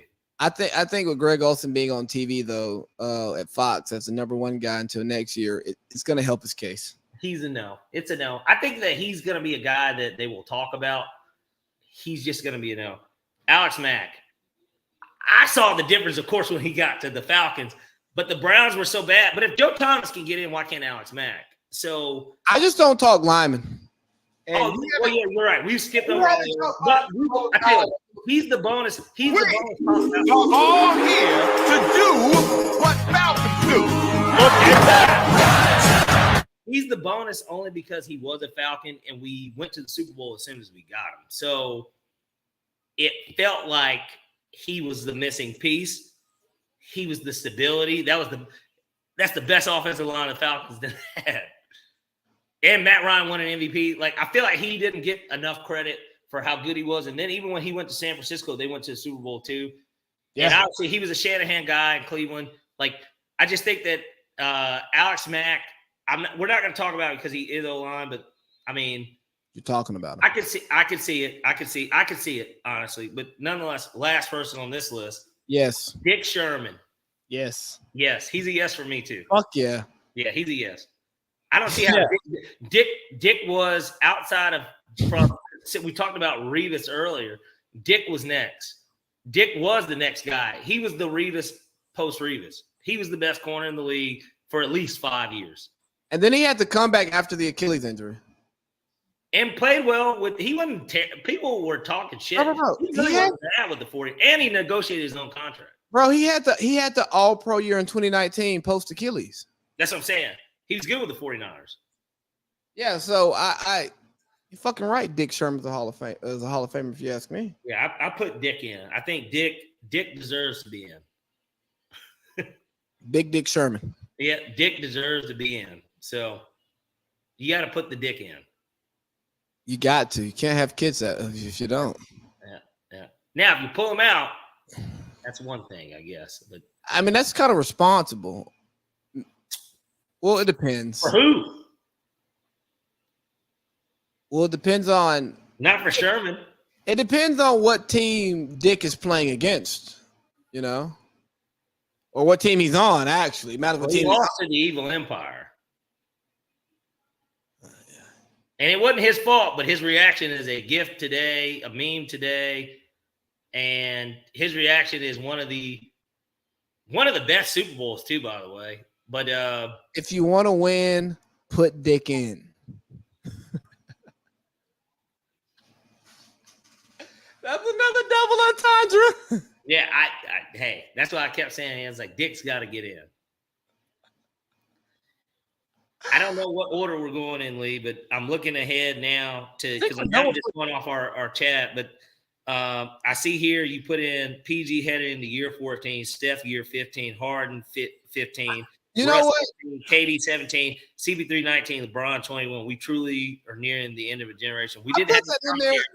I don't think we really have to talk about that. We can glaze over it. I get the point of why you put it in. It is this the end of an era for the NBA? I think so, yes. You glaze over it while I fucking glaze over this toilet. I gotta piss. Is this an end of an era for the NBA? I believe so. I think that having those numbers put out in front of you. Now, granted, we're in an era, too, where there's way more one-and-dones and guys that get into the league early. But ultimately, it does feel like the end of an era. 15 years in the league is honestly unheard of to still be on top. And a lot of these guys are still on top. And I think that is why it feels like the end of an era, because everybody isn't going to play for 20 years. I think that even when people saw Kobe do it, right, or KG, I think, did 19. I think Duncan did 20. Dirk did 20. When guys start doing that, that's not realistic. D. Wade retired the same year that Dirk did, and D. Wade did 15 years. So now, granted, much more injury-prone player, but at the same time, and the league is a little different today. But at the same time, if you look at it, it's one of those things where this is the end of that era. This is the guys that were drafted in the mid to getting close to late 2010s, or 2000s rather, not 2010s, heading into the 2010s. Guys that were getting drafted in those years are now becoming not just vets, because they've been vets. Now they're old heads. And in the case of guys like LeBron, KD, and CP3, they're kind of super old heads. But today's league allows them to continue to play. And I think that the advancement of technology and the,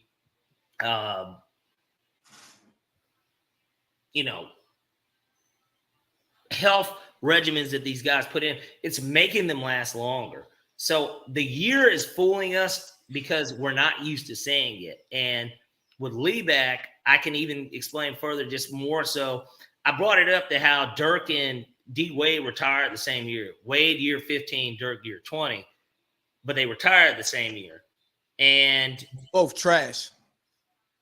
Sure, in your opinion. But no, when they retired, not their career. But I guess when you look at it, this is the basketball we grew up on. LeBron, of course, being the last of the last in reality. But CP3 too, to a degree. But like KD in year 17 is wild. That feels wild because I remember when he was a Sonic, I went to Hawk Sonic. Like, so it just feels different. Russ, of course, and Harden coming the years after him. So, of course, they're right behind him. But because we, in the past, have looked at the years, most NBA players decline by year 11. If you're a great one, even. You're declining by year 11, year 12. A lot of these niggas decline. And I said, like with Kobe, it's not to bring Kobe up like this, but like, think about it.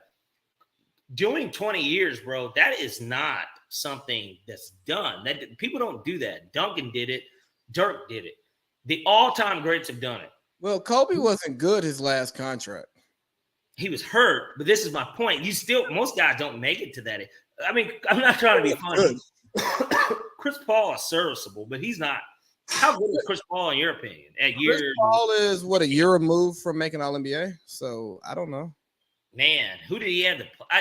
Who did Kobe play with too while he was those waning years? Bro, he didn't. I mean, I'm not trying to be funny. Let's just keep it 100 too. Who the fuck did he play with? What era did he play in when that was like? I don't know. Kobe's body was done. I just know you defend Kobe like a family member. Am I defending him like a family member, or am I telling the truth? It depends on what we're talking about. Let's see. CP3's last All-NBA team was 2022. Okay, so last year. Not this past year, but the following. Yeah. So I don't. Was he third team? Huh? Was he third team? Yeah. How many games did he play? I mean, come on, man. Let's see. Was he the third best point guard? Trae Young probably got robbed of a spot because they gave it to him. Like, you know what I mean? Like, Well, It's not me to suck off like Trey, but like, I come on, hope Trey Young is better than Chris Paul. Is he not? the He Hawks. He The averages Hawks more won points the than game. assists. He played 65 games. The Trey Young's probably not gonna. The media doesn't like Trey Young, so Trey Young's not gonna make All NBA's. But why wouldn't he have made it over Chris Paul? Come on, what is that really? Because that? The Suns had a good record, and he's Chris Paul. He's the point guard, and Trey Young. We're a playoff team, and he's the best player on the team. And he shoots too much. They don't like him, but he still averages like 29 and 10. I don't know. I bet he shot over 40%. I mean, I bet it wasn't that fucking bad, is what I'm saying. You listen to enough podcasts to know that the national media doesn't fuck with Trey Young. Trey Young didn't make the All-Star game this year. I know. MPJ was on with, I think, Taylor Rooks. Yeah. And they asked him, and he was like, now granted, he disclaimed and said, Trey's one of my best friends in the league, which, I mean, I wouldn't have known that. But the point is that, like, come on, bro. He said he's probably really the most underrated player in the league. They love Halliburton. They tell me how great Halliburton is. And that I like Halliburton too, but he's not better than Trey. He ain't seen a playoff game. He's not better than Trey. His numbers aren't better than Trey, and he's played in as many NBA playoff games as I have. I'll listen to a motherfucker if they say Shai Gilgeous is better than him, because I do think Shai is. That nigga 6'7". Exactly, but that's the point. But Halliburton's tall too. But I'm just saying that's why Halliburton's taller than Trey, way taller than Trey. I'm just saying, but with Shai, it ain't because he got first team this year. It's because I don't know. That nigga 3-game not even that strong, and he's still giving you 30. But he'll give you 6. He's not gonna give you 9 assists, but he's gonna give you 6, 7. Trey Young goes to the fucking playoffs, man. What are you talking about? Trey Young is a playoff player. I don't like. And it's won big games. Obviously, beating Philly, Game 7. It wasn't him; it was Herder that had the game. But like, he won the game. He ousted the Knicks. They ousted the Knicks in 5. They beat Miami in the play-in this year. They won both play-in games last year. The year before, he's won games that were important. They beat. It wasn't an important game. He iced the game against Boston to where that shit should have been over in 5, and they took it 6. Like, he exposed Boston for being the big fat phonies that they are. Exactly why everybody should have been on riding a Miami type team because of it. No homo. But we're acting like a 4-letter network right now. We're showing our biases. We forgot to get to the ESPN layoffs last week. Yes. And I kind of want to look at this ESPN conversation as a bigger picture conversation, right? I just don't want to talk about the fucking layoffs because, you know, between the two of us, we don't really care about the layoffs, probably outside of Jeff Van Gundy. Mm-hmm. Because the rest of them niggas are replaceable parts. We know that. We've watched the worldwide leader our entire life, and bitches, they come, they go, Saturday through Sunday, Monday. What song is that? Superman, Eminem. Yeah, exactly. So that's ESPN, you know what I mean? And they are shit, they're Superman. It's a sports game, if we're being honest. They are. Remember 142. I'm trying to find a fucking pin. 142. Oh, 142. Yeah, I see what you're saying now. Yeah, okay, here we go. But, excuse me. So, a lot's been going on with ESPN, and we're going to take a holistic look at ESPN, and maybe it's the downfall of ESPN, and this is where we go from sports to culture, but we're going to use sports to talk about the culture, okay? Okay. So, there's a lot going on at ESPN. There's various personalities that have been there that are working. There are other personalities who have showed up who aren't working to sports fans, but they may be working to other folks, right? And you never know what the goal of a sports network is that's owned by a television network that's owned by Mickey Mouse, okay? There's so many, just many, it's competing influence, right? Influences around the entire world that come with ESPN. So ESPN has shifted from what we grew up on on ESPN has been. It was a sports network that pretty much delivered sports news and sports history. Mm-hmm. And then as we got a little bit older, they started to do some sports debate, sports discussion, but you can still watch Sports Center all day, turn it on ESPN2 and watch NFL Live or Baseball Tonight all fucking day, right? Just repeats of the same show. And you get your cold pizzas, your around the horns, your PTIs, right? But even still in their infancy, that was a small window. The majority of the day was a sports news show, whether it was Sports Center Mm-hmm. or the sport that was in season show. Correct. And people get more interested in sports and interested in the conversations around sports. And then you see First Take becomes a thing. And it's like 2.5, 3 hours. And then you have another show that is the same, that has the same topics as First Take. Mm-hmm. And it's another hour, 2 hours, and then it goes into the PTI around the horn, right? Mm-hmm. And then you find the network that again is out here to make money and ad dollars, but they start to pivot away from delivering sports news to delivering sports conversations.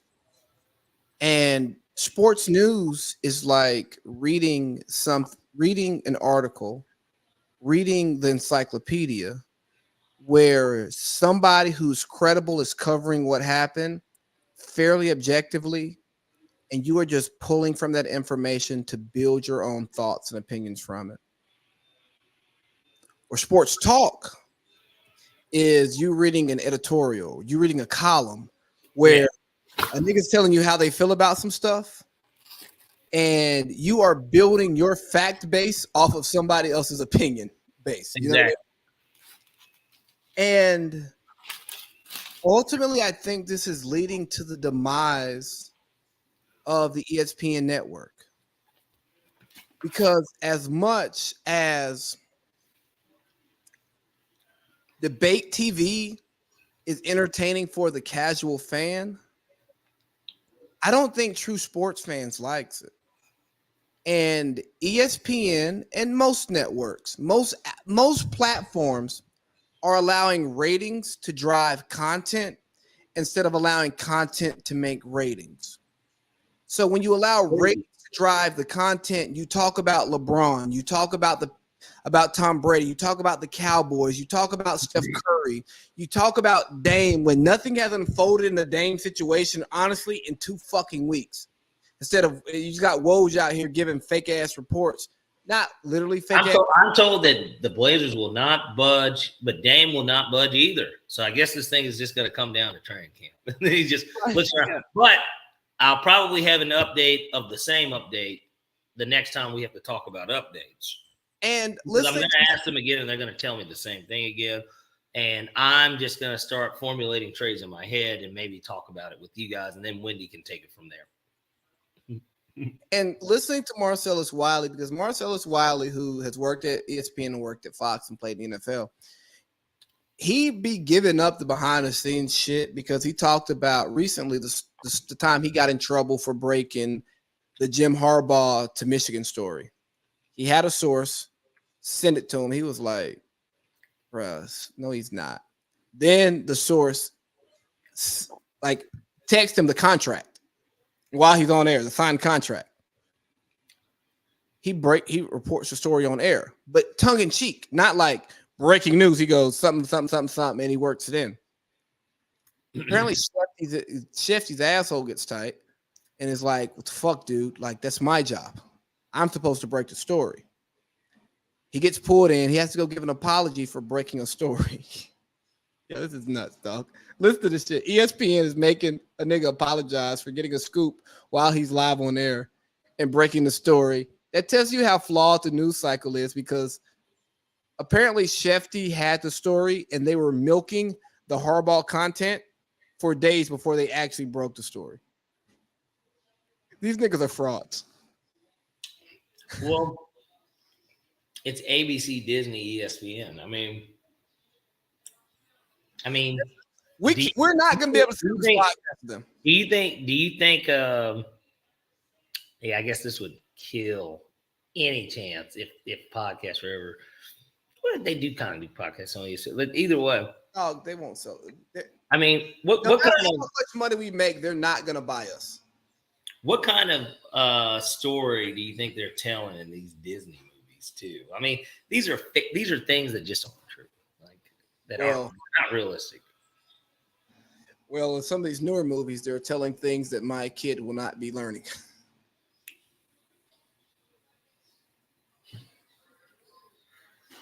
I'm still going to go to Disney World with my daughter, but that's different. Yeah, she wants to see Mickey Mouse in person.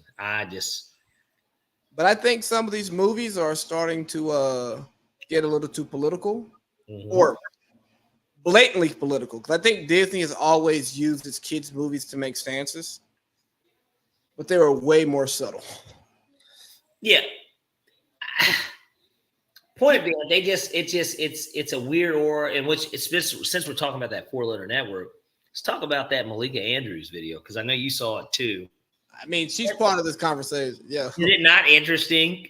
Why did she not get left? Why did she not go? Like, bring Jalen back. Send Malika packing.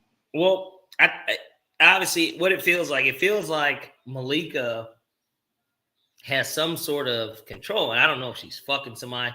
And maybe I shouldn't be saying that because maybe she's good at her fucking job.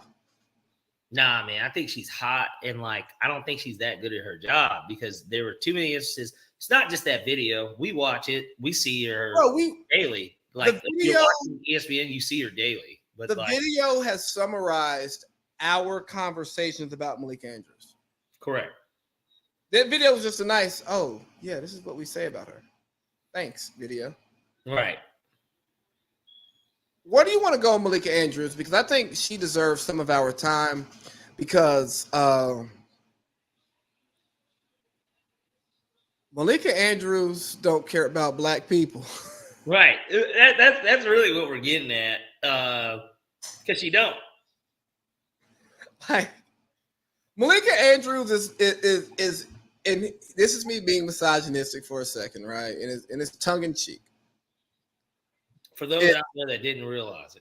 Yeah, Malika Andrews, hot woman. I should listen to what she has to say, even if I don't care because she's hot. Which is my point. She doesn't have a job without it. Malika Andrews, talking sports. A woman who I have not talked sports with to prove to me that she actually follows sports in a way to have an intelligent conversation. I don't want to listen. Mm-hmm. Mm-hmm. So I've learned that if you want to watch Malika Andrews on TV, you just mute it. You just look at the TV and don't listen to her. And you get the best of both worlds. Nice visuals, no audio. Who, Malika? I mean, yeah, same with my wife, though, good visuals, no audio. Malika? But no, this and here's why I shit on Malika, because I am not one who thinks that women should not talk about sports. There are obviously intelligent women who can speak sports, a la Jackie McMullen. One of my favorites growing up, especially on Around the Horn. She was great. She had pieces in ESPN.com. She's done some work with the Ringer since she's retired. You got Jemele Hill. I enjoyed Jemele Hill back in her day. I don't look for Jemele Hill because there's so much sports that I consume. I didn't like her that much, but I'm not cutting it off because Jemele Hill's giving me a sports take. Shit, Mina Kimes, who we were just talking about earlier. Yeah, I like Mina. I think Mina's one of the brighter ones. She's a great football analyst, from the media side of it. You know what I mean? Ramona Shelburne. I'm not a Ramona fan because of the article that she wrote about the Clippers old owner's wife. What's her name? What's his name? Donald Sterling's ex-wife. She pretty much wrote an article framing her like as a victim of his racist behavior, and she was just like not complicit into the lifestyle, and she was ignorant to it. So I'm like, yo, stop playing this white victimhood here. Like, she knew her husband was a dirty racist, and she enjoyed making millions and billions off of it. But nonetheless, and he was a cheater and a slumlord. Right. I mean, basically, he was just a rich person, and that's what she cared about. Because if he wasn't rich, she maybe wouldn't have put up with all that. Yeah, so back to Malika Andrews. If she wasn't hot, we wouldn't put up with all of that. Exactly. It all comes full circle. Literally. If you have that one important thing, you're fine. That being the most important in some cases. One thing, I got to grab my laptop charger. But keep going in on Malika because we've been nice to her so far. I think that Malika ultimately is someone that got on board. She's attractive. Obviously, she can speak very well. And she has a reporter, anchor type cadence about herself that makes her, able to kind of do this and do it at a high level. Because even the way that video broke it down, her rise to ESPN was really quick. I mean, come on. How did it become that quick? She gets out of school, interned for ESPN for like 1 year, and then was immediately like thrown into the spotlight. And I don't know. Her rise came really quickly. She is clearly really young. She's younger than both of us. And so, like, when you take Viagra, you get a rise way more quicker than you do naturally. Exactly. And so, I don't know. I think that her rise came relatively quick, which is why, like I said, I made the statement and I'll stick by it. She, she's on because she's hot. And so, hey, let's really break down that piece of it, right? Because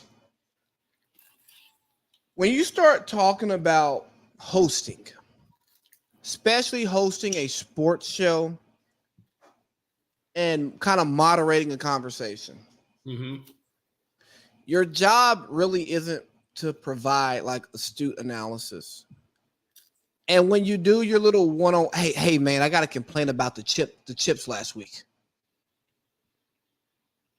So it was a bad audio experience. I meant to talk about it in pre-production. Totally forgot. But nonetheless, when you are hosting a show and it's not like a comedic show, you are just introducing topics, giving in like a very general synopsis, and then going to the people who are supposed to do the talking, Kendrick Perkins and Dick Jefferson. Yeah. Dick Jeff, excuse me. Right. Dick Jeff. Jeff is the one that coined that phrase, Dick Jeff. Bro, I thought he was calling Jeff Van Gundy a dick. No. Until I realized he goes, oh, no, he's talking about Richard Jefferson. I'm slow. Right. Because nobody calls him Dick. But you can if you kind of want to. I would like to run into him in the airport. I'm like, Dick Jeff. What's up, Dick? But anyways, I'm not saying her job is the easiest because you do have to bring these guys in. But I don't think she's shown, she's not better at TV than Joy. Joy's been given her own a few pounds. She's shed a few too. And she's at the better network. She's LA based, where they actually get to talk shit. She's at the Better Living Network. Well, yes. The network you'd rather work at if you're established. Yes. Which is what everybody kind of chose to do, right? So I just think that with Malika, they cleared out Kari. Yeah. I'm trying to think who else was granted, they weren't on the same level, but Jamil Hill, of course, was at one point hosting fucking 6 p.m. Sports Center. But 6. the 6, right. but they got rid of all these people. They've gotten rid of so many people. And Rachel Nichols was the longtime girl for the Jump. They got Michelle Beadle out of there. Like, question: do you think that Malika is a bootlicking trustee who will carry the network's water no matter what it is, which is why she gets to stay around? Because she actually won't stand on anything, because she cares more about being on TV than saying anything on TV, because, again, she's not really on TV to say anything. I guess it's not her. Well, here's the thing. She doesn't have to do it if she doesn't want to, because I think now she's gained enough notoriety where she could get a job anywhere else. Or if she wanted to, she could do something even as left field as an OnlyFans if she really wanted and make more money. Hold on. Doing what? Who the fuck is listening? You could just take pictures. Who the fuck is listening to? Who? Dog, are you listening to a Malika Andrews podcast? No, but I said OnlyFans. Oh, well, she's too classy for that. Well, that's the way she prints herself, but that's why if she ever did it, she'd make way more than like she's made a year. So let's hit some specific reasons why we actually don't fuck with Malika Andrews. Because she's not the only hot woman, bro. She's snarky. Well, yeah, like she's not the only attractive woman who's on TV who is not there to like talk. Like, but she's so notable because she's snarky, right? Like when she came on First Take during the Ime Udoka situation. Yeah, bro. Like what was all that about? And Stephen A is like, yo, this is bullshit. Like this, what he did happens in the league all the time, and it doesn't get out. I know this for a fact because people tell me stories, but y'all gonna air him out. And like, I've been doing this long enough. Yeah, like this ain't right. She goes, Stephen A, you are not gonna blame women for this. Nobody blamed women for anything. And if we're being honest, if this was a married woman, she is more to blame than the not married man for having an affair. Well, that is how it's an affair. Ime Udoka just cheated on his girlfriend / baby mama. I mean, that don't count. They weren't married. Well, they weren't married. Yeah, it counts differently. Hey, when he filed his taxes, you know what he says? Sing. Because that's what the law recognizes him as. Now, she was married, which she was, I believe, right? Yes. She the one that stepped out on her marriage. He just was, he just said, fuck the famous girlfriend. I mean, what are we getting at? I mean, but I'm getting at Malika Andrews talking about don't blame women here. And I'm saying what I didn't mean you. I meant literally like what was Malika trying to get at? Like I don't know, because if you ever go into an argument saying we're not going to blame a certain group of people, then I'm not like, what are we talking about? Because if we're not going to look at the facts objectively and then apply blame to the person and not look at it from a race point of view, a sex point of view, a gender point of view, whatever the fuck point of view, it's like, hey, nah, she cheated on her husband. And the Celtics some hoe ass niggas for letting this shit out, because that shit usually don't get out. You just fire him or you punish him. Misconduct, and then there's speculation about what the misconduct was. Bingo. And even crazier with that, Malika Andrews reminds me so much of Gabrielle Union in Deliver Us from Eva. I don't know why. Have you seen that movie? You've seen that movie, right? It's been a minute. She sucked in that movie. Such a bitch, basically, for the movie. Yeah.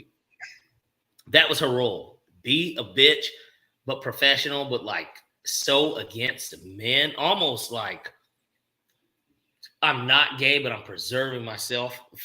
Like I'm not a lesbian, like, but I act like I'm one, but I'm not, and I'm hot, like I'm attractive, but I'm so into my job and I'm thorough. Like I'm just like she reminds me very much so of that. Yeah, and I just don't know. it puts Stephen A in a bad position, right? Because when people say that Stephen A is carrying the white man's water, which I don't believe that he's doing, I think he's older, more traditional, and some of his views are off, but I don't think he's carrying the white man's water at ESPN. I don't think he's a company man. I thought he was for a while, but I'm like, nah, I don't think he's a company man. But it makes a guy like Stephen A look bad because Stephen A speaks on everything from that platform. And because Malik is one of the premier black faces on that platform as well, they get tied together just because they're close and like close in proximity, not close in relationship. And Right. it takes away from what he's actually doing for Black America because, yo, she brought up Joe Mazzulla's fucking charges while he was in college. Like he was charged for underage drinking, but he wasn't convicted. Well, did you drink in college as a freshman? If you did, shut the fuck up. Draft night. Well, Brandon Miller was a part of. He was in the car where their Capitol Mark. Like, well, is he getting charged? He's a cooperating witness. Then shut the fuck up. What are we talking about, man? This is the greatest night of this dude's life. And when his family's watching this from home, they're hearing you bring up probably the worst part of his life. Well, and if there's ever anything that runs through it again, like this is the commentary before I get drafted. Yeah, like right after I got drafted. It's supposed to be my moment, and it is my moment, and you're just one person, but like still, if we wanted to save the VHS, whatever, like if we wanted to save this is the talk before I get selected. So now we have to cut it off to Commissioner Silver's about to make the pick. And then that be it, as opposed to 6'8" stretch, 6'8" small forward, versatility, can score at all three levels, led Alabama to their best record. They were number one in the country, highest drafted Alabama player ever. Instead, no, it's Joe Mazzulla, like that type of shit. Like, yeah, bro. It's like what's your point? And he's like part of a murder, like, and she's just looking at the camera. He's a cooperating witness in a capital murder investigation where he was in the car provided. We've talked about Malik Andrews entirely. ESPN let a lot of people go. And I can hear myself in my ear. That's weird. ESPN let a lot of good people go. They let a lot of people who I think aren't best for the network stay. But back to the top of it is when you allow ratings to drive the content and not content to drive the ratings, this is what you get because this gets ratings. Guess what? Malika shitting on black people and in their best moments makes us talk about that network more than we normally would. Exactly. The wild stuff that Perk says makes us talk about the network more than we would. But that's why he's still on board. Yeah, Jalen Rose, he doesn't give you anything to respond to because he gives pretty good analysis. Well, that and then I'm Jalen Rose. He's like, I would like to apologize. He has those moments too. Yeah, that was a bullshit apology too. Well, it was forced. Somebody at the network walked in. There was a suit that walked over there and was like the this. Same suit. The same suit. Just like this.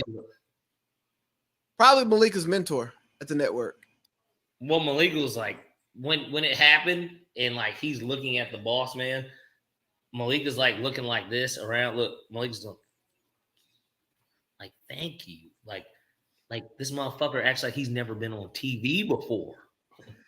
It's like, Malika, I've been on TV a long time. I'm Jalen Rose. What up, bro? Talked on it. Fab 5, baby. Well, a bunch of niggas named Jalen because of me. Like, I might be the coolest non-all-star ever. And Kobe dropped 81 on my head. But he didn't put all 81 on me, though. Well, of course he didn't. Nobody does, right? Wilt didn't drop 100 on one plumber. Yeah, I mean, I'm just saying he gave him I tell you what, he gave him a full game's worth of not even half the league's career highs, Hey, don't get.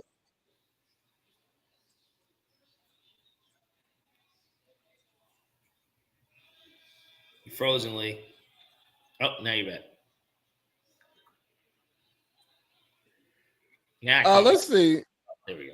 Is there anything else you want to talk about ESPN? I don't have anything else. The Breakfast Club is toast, man. I haven't seen it, so I have to imagine that they are. Here's why. You remember when we cared about what the Breakfast Club had to say, like on a daily to weekly basis? Absolutely. I went, and this goes back to ratings driving content and not content driving ratings. I watched the Vivek Ramaswamy interview, and I had no intention of watching it, and I came across a video of people who were like responding to it, and I go, just keep saying this dude owned the Breakfast Club. Breakfast Club is probably the biggest black media platform in America. You know, they've had Joe Biden on there, Hillary Clinton, and stuff like that. Barack Obama, smart. No reason to go on there and talk to them dumbass niggas because he ain't pander to no dumb niggas. Oh, you mean like our current president? Right? I don't speak about him.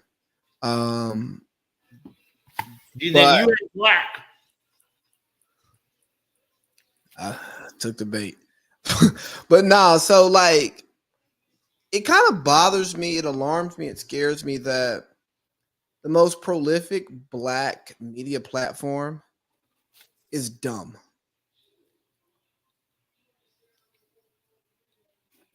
Like they can talk about the mess, the tea, the shade. They can intelligently talk about music and entertainment. But they cannot have a well-versed political conversation. And they will talk about the black agenda, which I don't even believe in, but they'll talk about like the desires and needs of black people to politicians as if standing firmly on black matters gets you elected. You know what I mean? It's like if you say, I'm going to give black people reparations, I'm going to fight to ensure that black people get reparations. You're not getting elected on that. Not nationally. No.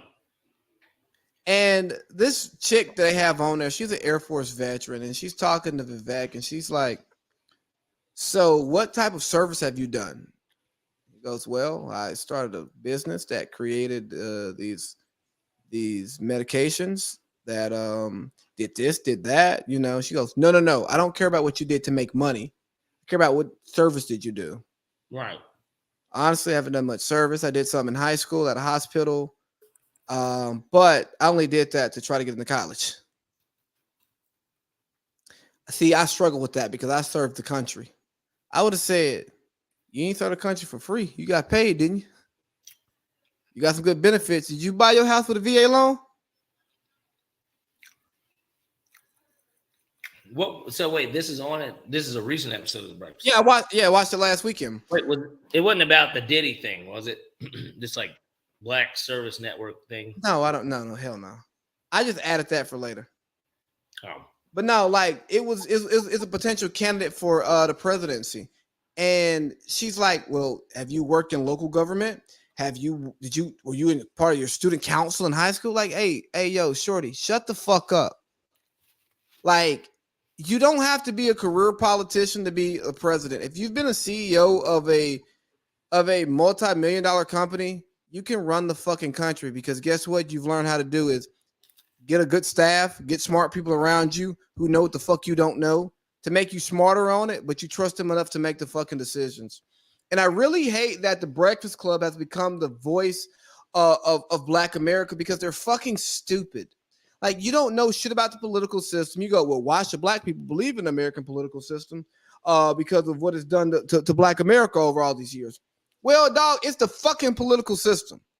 Like, dog, you ain't got to believe in it, but if you ain't going to actually do some radical shit to change it, You need to figure out how to motherfucking. Now you're just creating more conversation. Like, you need to figure out how to utilize the system to give you what you're looking for. Because if you just gonna sit up here and say, well, maybe we should vote, what the fuck that mean? So the other people who have separate interests from you are gonna choose the candidate, and you have no fucking say in who leads the country. But if you're just waiting to fucking vote, then you're done. You know what I mean? You need to be politically engaged throughout. You need to do grassroots shit. You need to donate money. Yeah, you got to pay to play around here. You know what I'm saying? John's Nightwalkers, baby, join the team. There's a reason why John's pay Nightwalkers, because they want something from them. And they want it in the way that they kind of want it, and not the way that the Nightwalkers want to give it. No. Because when you're a John, you get to set the conditions, right? You get to create the boundaries. But these dumbass niggas get on here, they have a conversation with a guy, and then they make black people in America look even stupider because they ain't got nothing smart to say in a political conversation that does not take into the national considerations of what you have to do to win the presidency. I said, well, what you gonna do for black people? What you gonna do for black people? Right. Yeah, tell me what you're gonna do for black people, but I don't give a fuck about what you're gonna do for black people if what you doing can't win the fucking nomination. Exactly. And that's the issue, though. We are the only people that sit up and talk. And at least I tell you what, more so to present day talk only. Boy, niggas love to talk. But we don't want to actually, like you said, if there's a change, if Charlemagne or Envy wants to, because for what it's worth, and to a degree, they are people of power because they can reach so many, right? But they're just sitting up and they're just saying like, well, this, and it's just like they don't really have solutions for anything. And realistically, a lot of the things that they like to talk about, it does not affect them. It may have affected them at one point in life, but because it doesn't anymore, it's really like background noise. I mean, it's lip service. It's Angelique's podcast. Them niggas just up there saying some shit to keep their viewers happy, but they don't give a fuck about that shit. Them niggas vote Republican. They live in New York. They want low taxes. Exactly. But, you know, and that's one of the things, I don't know if you remember this, but during the pandemic, that was the first thing I said. I was like, if the NBA players, when they were talking about boycotting and doing that, I'm like, now they're just taking away joy from all of us. And the gamblers too, but like you're just taking away joy from us because it already sucks. We're sitting at home, we can't really do anything. You're just taking away joy from us. If you guys really want to take a stance, man, I wouldn't talk about anything. I wouldn't talk about the game. I would repeat the same message. Like there are ways of being effective because people will get tired of it and then they'll be like, man, give them what they want, or like, you know what I mean? Like. But stopping to not play games for one day and then going back out and playing and putting on T-shirts, like it's a nice gesture and it shows the camaraderie and unity of the league to do something like that. Fuck that bullshit. That camaraderie. But outside, exactly. But outside of what I'm saying, what does it do? It's fucking symbolism. Let's be real. I look at you. You are a black business owner. Mm-hmm. You know what I do, and you know that where I work and in the position that I'm in, it's dominated by white people. Whites only pies. We are doing more for racial justice in America than a nigga wearing a fucking t-shirt at a basketball game. Yeah. Than a fucking ESPY speech. You know what I'm saying? Because you are a black man who owns a business, which then means you have an asset that is yours where you get to create. You are, for one, making money that goes into Black America. Mm-hmm. And then you get to set the conditions of how you run your company, and you can aid black people in a way that some companies may not. Not to say that you have biases that may positively affect black people, not accusing you of anything. No. But there are ways that your implicit bias can impact how you conduct business. Correct. But at the end of the day, you're a black business owner. Correct. Most of my peers are white. You know what I get to do? I get to show that white people who think that niggas who act like niggas are stupid, that niggas who act like niggas still know their shit when they actually care about it. But the stuff that you see is people in their off time, and you trying to apply that to them in a professional environment. It's like, nigga, no. Exactly. I don't do this at work. But you don't hang out with me at work. You see me at the club. You see me at the bar. You see me in Walmart in some Nike slides and some sweatpants, and I ain't combed my hair in 2 days because I ain't left my fucking house. Right. And then you step on the back of my foot, and I'd be like, "Hey, nigga, it's your fucking problem." And you go, "Why are you so aggressive?" Hey, nigga, squeeze that. Right. So, not to shit on the Breakfast Club for having these conversations, but like Jay-Z said and pissed all you liberal niggas off, and we beyond kneeling.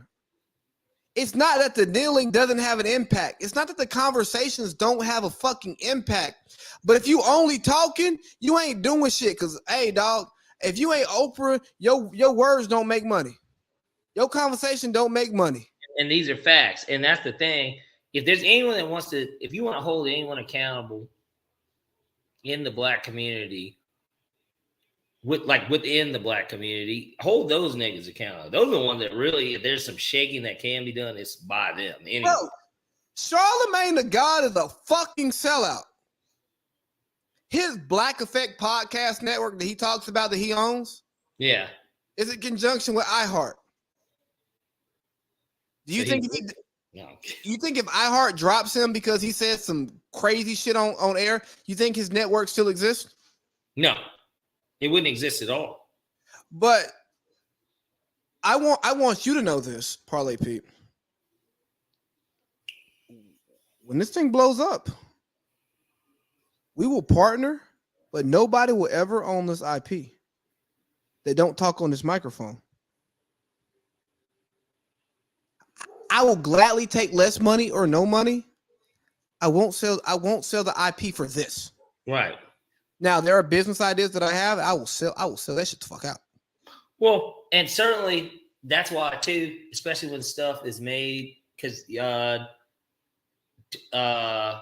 if it's put into a corporation, LLC, whatever, you can still sell pieces of it. It's not like that's not possible. And you still have the majority control, and you ultimately make the final say so because you own the majority of it. I will never sell the IP. Nobody will ever be able to take these clips, the audio, this audio visual, and make it the way they want to make it outside of what I believe in.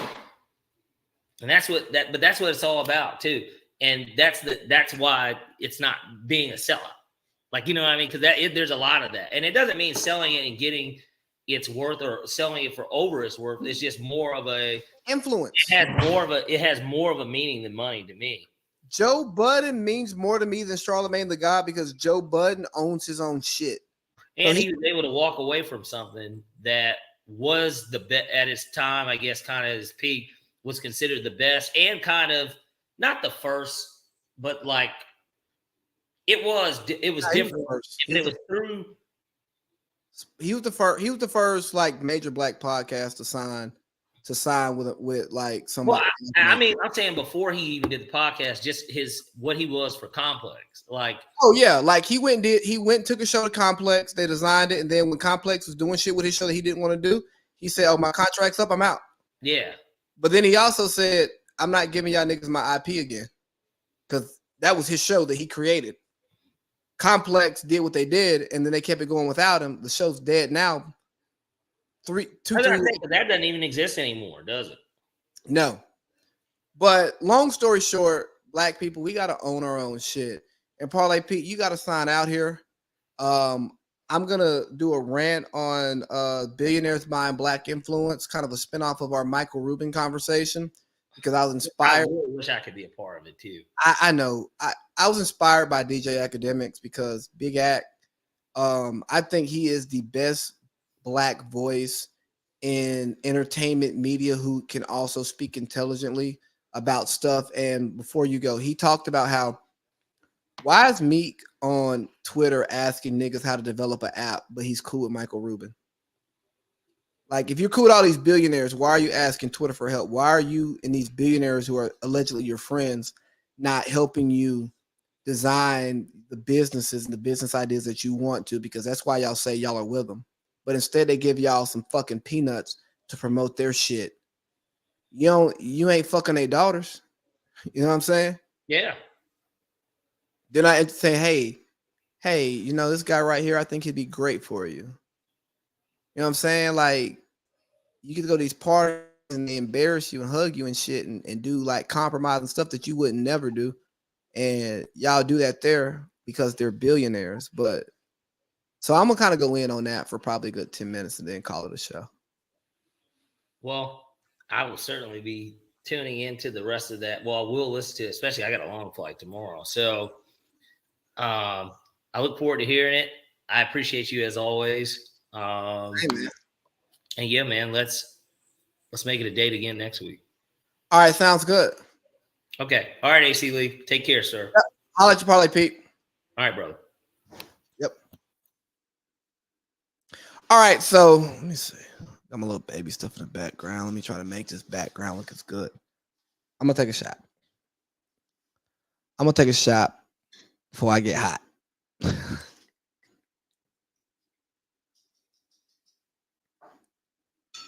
So obviously, Michael Rubin had his party. The whole world saw. All the superstars are there. Jay and Beyonce can show up to Michael Rubin party, but they can't show up to the BT Awards. Speaks to the issues we have in Black America. I don't want to hear you talking about you're trying to elevate Black America, but when events are hosted by Black America, you don't make yourselves available, okay? You knew when the BET Awards were. Beyonce could have crafted her tour to make sure she was in LA at that same time, a little bit before, a little bit after, if it was that important to her, because she received awards, because she had an album. Then you see the pictures kind of come out. You got like the weird hugging stuff with Lil Baby and Meek. Meek feeling weird about Lil Baby just doing it. You got Meek investing in Lids as part of Fanatics, owned by Michael Rubin. You got Kyle Kuzma saying, you can hug me at any time. And it's just weird stuff, man. It's super weird stuff. And if that's the boat that you're in, if you're there to hang out, party, cool. I have no problem with that. But what I truly believe is happening is that these super influential billionaires are using the true influencers in the Black community to purchase equity in Black America to advance their causes without giving a reasonable return to Black America. They will pay the influencers, and bro, it's great business. It's great business on their part. My issue is not with them, because at the end of the day, if I were a billionaire and I wanted to have influence in a certain community, I would align myself with the influencers in those communities, try to manipulate them to do what I want them to do in order to get what I want. That's fucking life. But it's odd. And it's only odd because you have these individuals in Black America saying they stand with the Black Lives Matter sentiment, not necessarily the cause. They stand on prison reform, free my dogs, let's clean up the neighborhood. But y'all are doing absolutely nothing to back up what you're saying. Because if you were truly interested in improving the situation of Black America and not improving your personal situation, you wouldn't do that shit. You would say, hey, dog, if you want me here, I need you to do this. If I Meek Mill, I'm not saying, hey, Twitter, I need somebody to help me develop an app. I'm going to say, hey, Michael Rubin, here's this. Here's my business plan. Here's what I'm trying to do. Help me find the investors because you know them. Here's how much money I need to raise. Cut the check. Help me cut the check. Robert Kraft, you invest in other businesses. Invest in my shit. But it takes me to something I read where back in the days of your ancient Rome's, right? The leadership will have everybody come to the Coliseum and watch this entertainment only to distract them from what's really going on in the world. And at the end of the day, our entertainers are nothing but court jesters. Oh, ha, ha, ha, ha, ha. You are funny. You can come to my party, but you can't sit at my dinner table. Ha, ha, ha, ha, ha. I love your jokes. I love your music, but I'm not going to invest into your company. You can invest in mine. You could be a spokesperson for me. But there's this conversation about equity and what is equity. And guess what? Black America, we've had so little equity in what controls our lives that we take the capital and say, fuck the equity. Because we can't even think about the long term that comes with equity, with ownership. It's mine. And I'm not telling you to go from the slums to I'm only going to be self-employed. I won't work for nobody. No, I'm not telling you that. I'm telling you to get your funds up and get it up at a time in a way that works for you. But once you get up and you can go independent, you should go independent if you care about Black America like you say you do. If you're Jay-Z, if you're Kanye, if you're a billionaire, if you're a high 100s millionaire, Dr. Dre, Diddy, who may be a billionaire too, I don't know your actual finances. Why are you not making moves to own what you do? Shout out to Revolt. Why don't we have Black people owning teams that Black people make money for? Why don't we have Black people owning venues that Black people make money in? If we unionize, if we come together, and we own the spaces in which we exceed in, you may take a pay cut early, but I'm speaking to those who are already up, who can afford a pay cut temporarily. It's going to come back because guess what? Jay will sell out the arena. Drake will sell out the show. Meek will get some people there. Instagram, Twitter, Threads, Clubhouse, Snapchat, you name the app. If you are one who brings the people to the show, why not own the fucking show? Why not take the risk? I'm not saying off the rip you got to put all 12 eggs in that one basket, but shit, put 4, put 5, put 6, put 7, put 8. But no, we're gonna take these compromising pictures. I bet you if I tried to hug little baby, he'd tell me get the fuck back. What fuck wrong with you, little nigga? You on some old sus ass shit, little nigga. That's what he'll say to me. If I'm $1 billion up, oh, it's okay. I ain't gonna say nothing.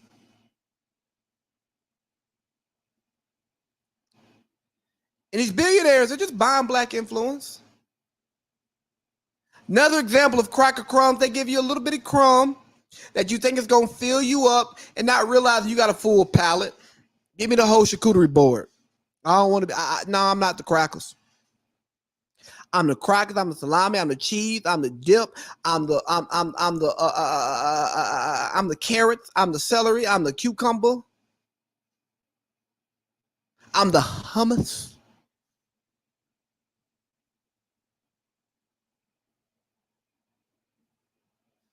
Moment of silence. And as I built this platform, will I partner with somebody? Sure. I still own my content. I won't be muzzled by anybody I go in business with.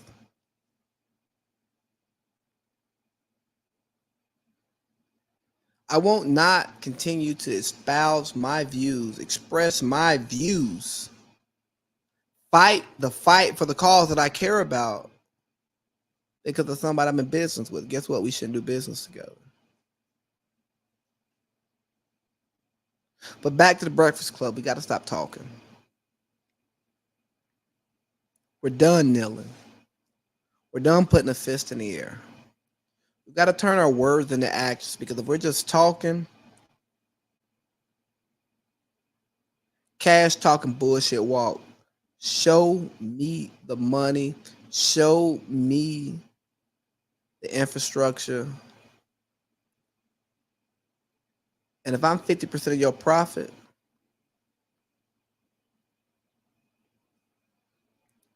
I should own 50%. And if you're not going to give me 50%, I'm going to put my money down.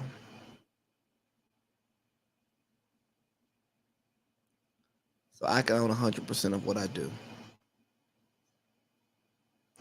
Because I believe in what I believe in. If you don't believe in what I believe in, if you don't stand for what I stand for, if you're not going to allow me to be me and influence what I want to influence,